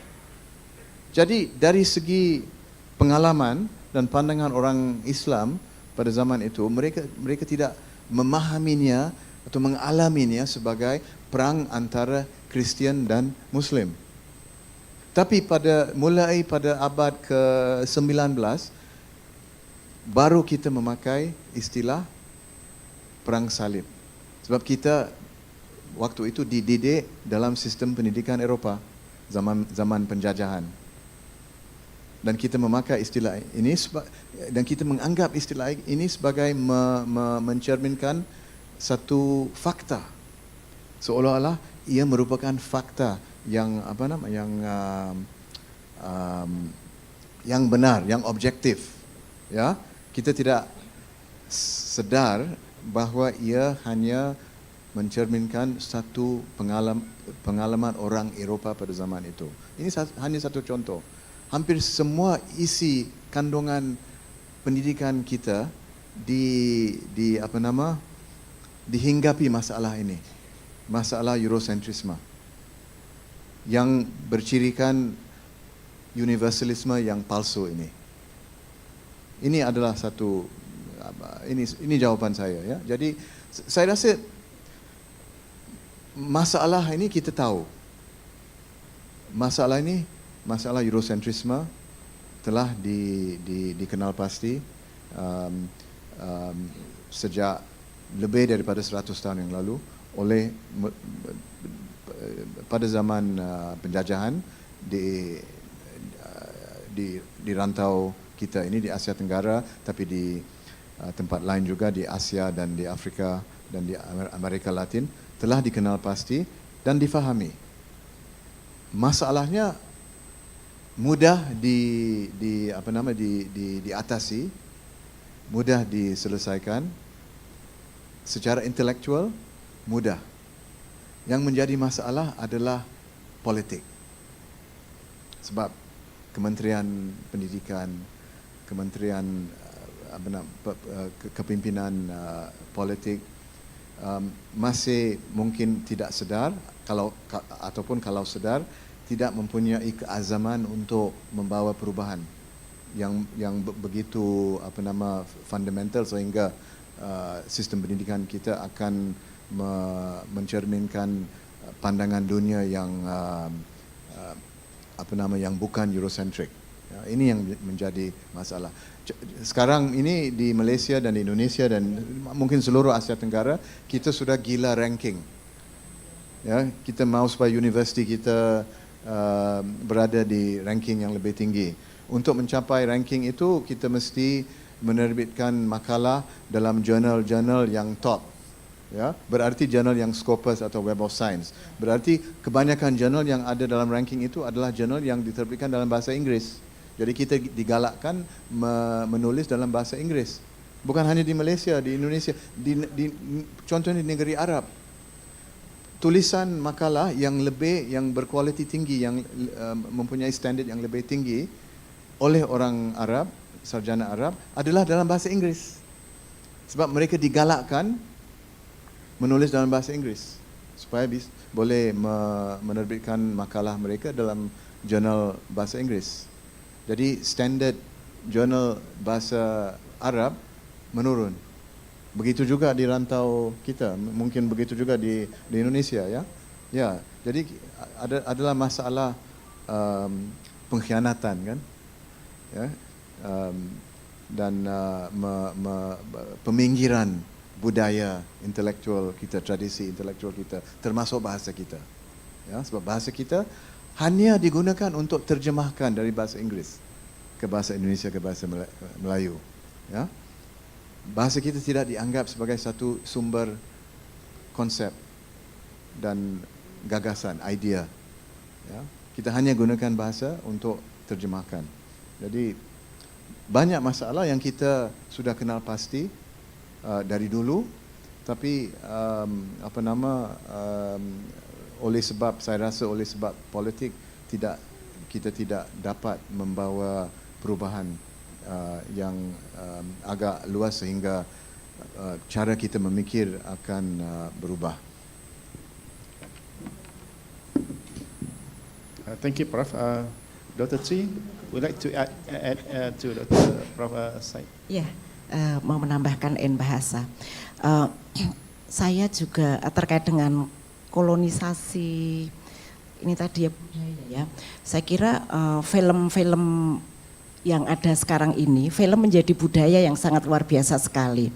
Dan bagaimana sebenarnya realitas-realitas tentang Islam, kemudian perempuan Islam digambarkan di dalam film sangat bias dan sangat stereotyping ya, bahwa misalnya perempuan Muslim itu tidak cerdas, perempuan Muslim itu mau dipoligami, perempuan Muslim itu teroris, seperti itu banyak digambarkan di dalam film-film juga. Jadi saya kira bagaimana misrepresentation terhadap Muslim, terhadap ASEAN itu banyak sekali digambarkan dalam film-film yang kita selalu mengkonsumsi hampir setiap hari seperti itu.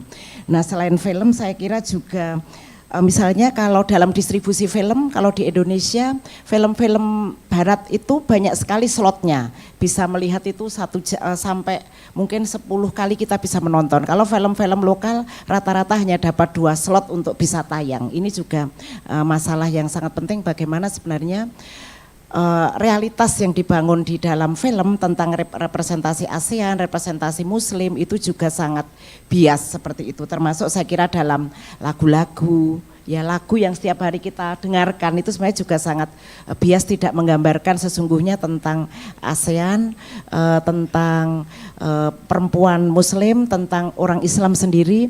Nah, ini saya kira kita yang setiap hari mengkonsumsi film, mengkonsumsi lagu-lagu, mengkonsumsi iklan, media seperti itu, saya kira juga perlu kritis untuk melihat bagaimana sebenarnya nilai-nilai ASEAN itu seringkali dalam stratifikasi yang lebih rendah dibandingkan dengan nilai-nilai yang ada di misalnya di Barat seperti itu. Saya kira itu tambahan saya. Terima kasih. Ladies and gentlemen, that's all the time we have, and in this session we learned that empowerment is not possible without epistemic humility and inclusions of local voices. And on behalf of the organizing committee, I would like to sincerely thank Professor Dr. Syed Farid Alatas and Dr. Tri Hastuti for their invaluable insight. And to everyone in this hall, academics, community leaders, youth, policymakers, I hope today's dialogue encourages us to form more inclusive partnerships, to listen more carefully and to empower those whose story too often go unheard. Once again, thank you to our panelists and thank you to all of you for being part of this important discussion. Wassalamualaikum warahmatullahi wabarakatuh.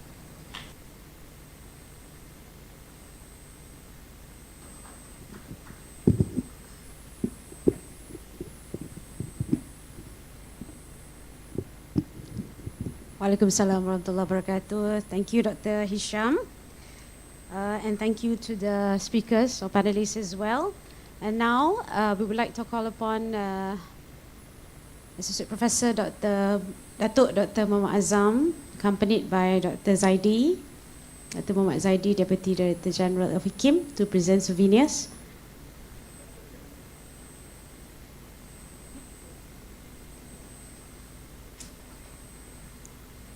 Firstly, to Dr. Tri Hastuti.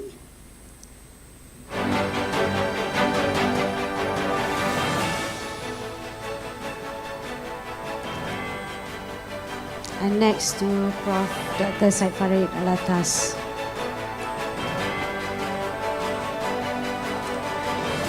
And a group photo now. One group photo. Dato, okay, yeah. Okay, that's fine.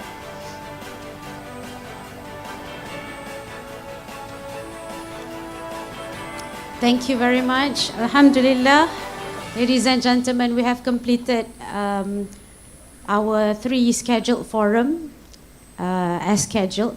Alhamdulillah, and please return to the seats.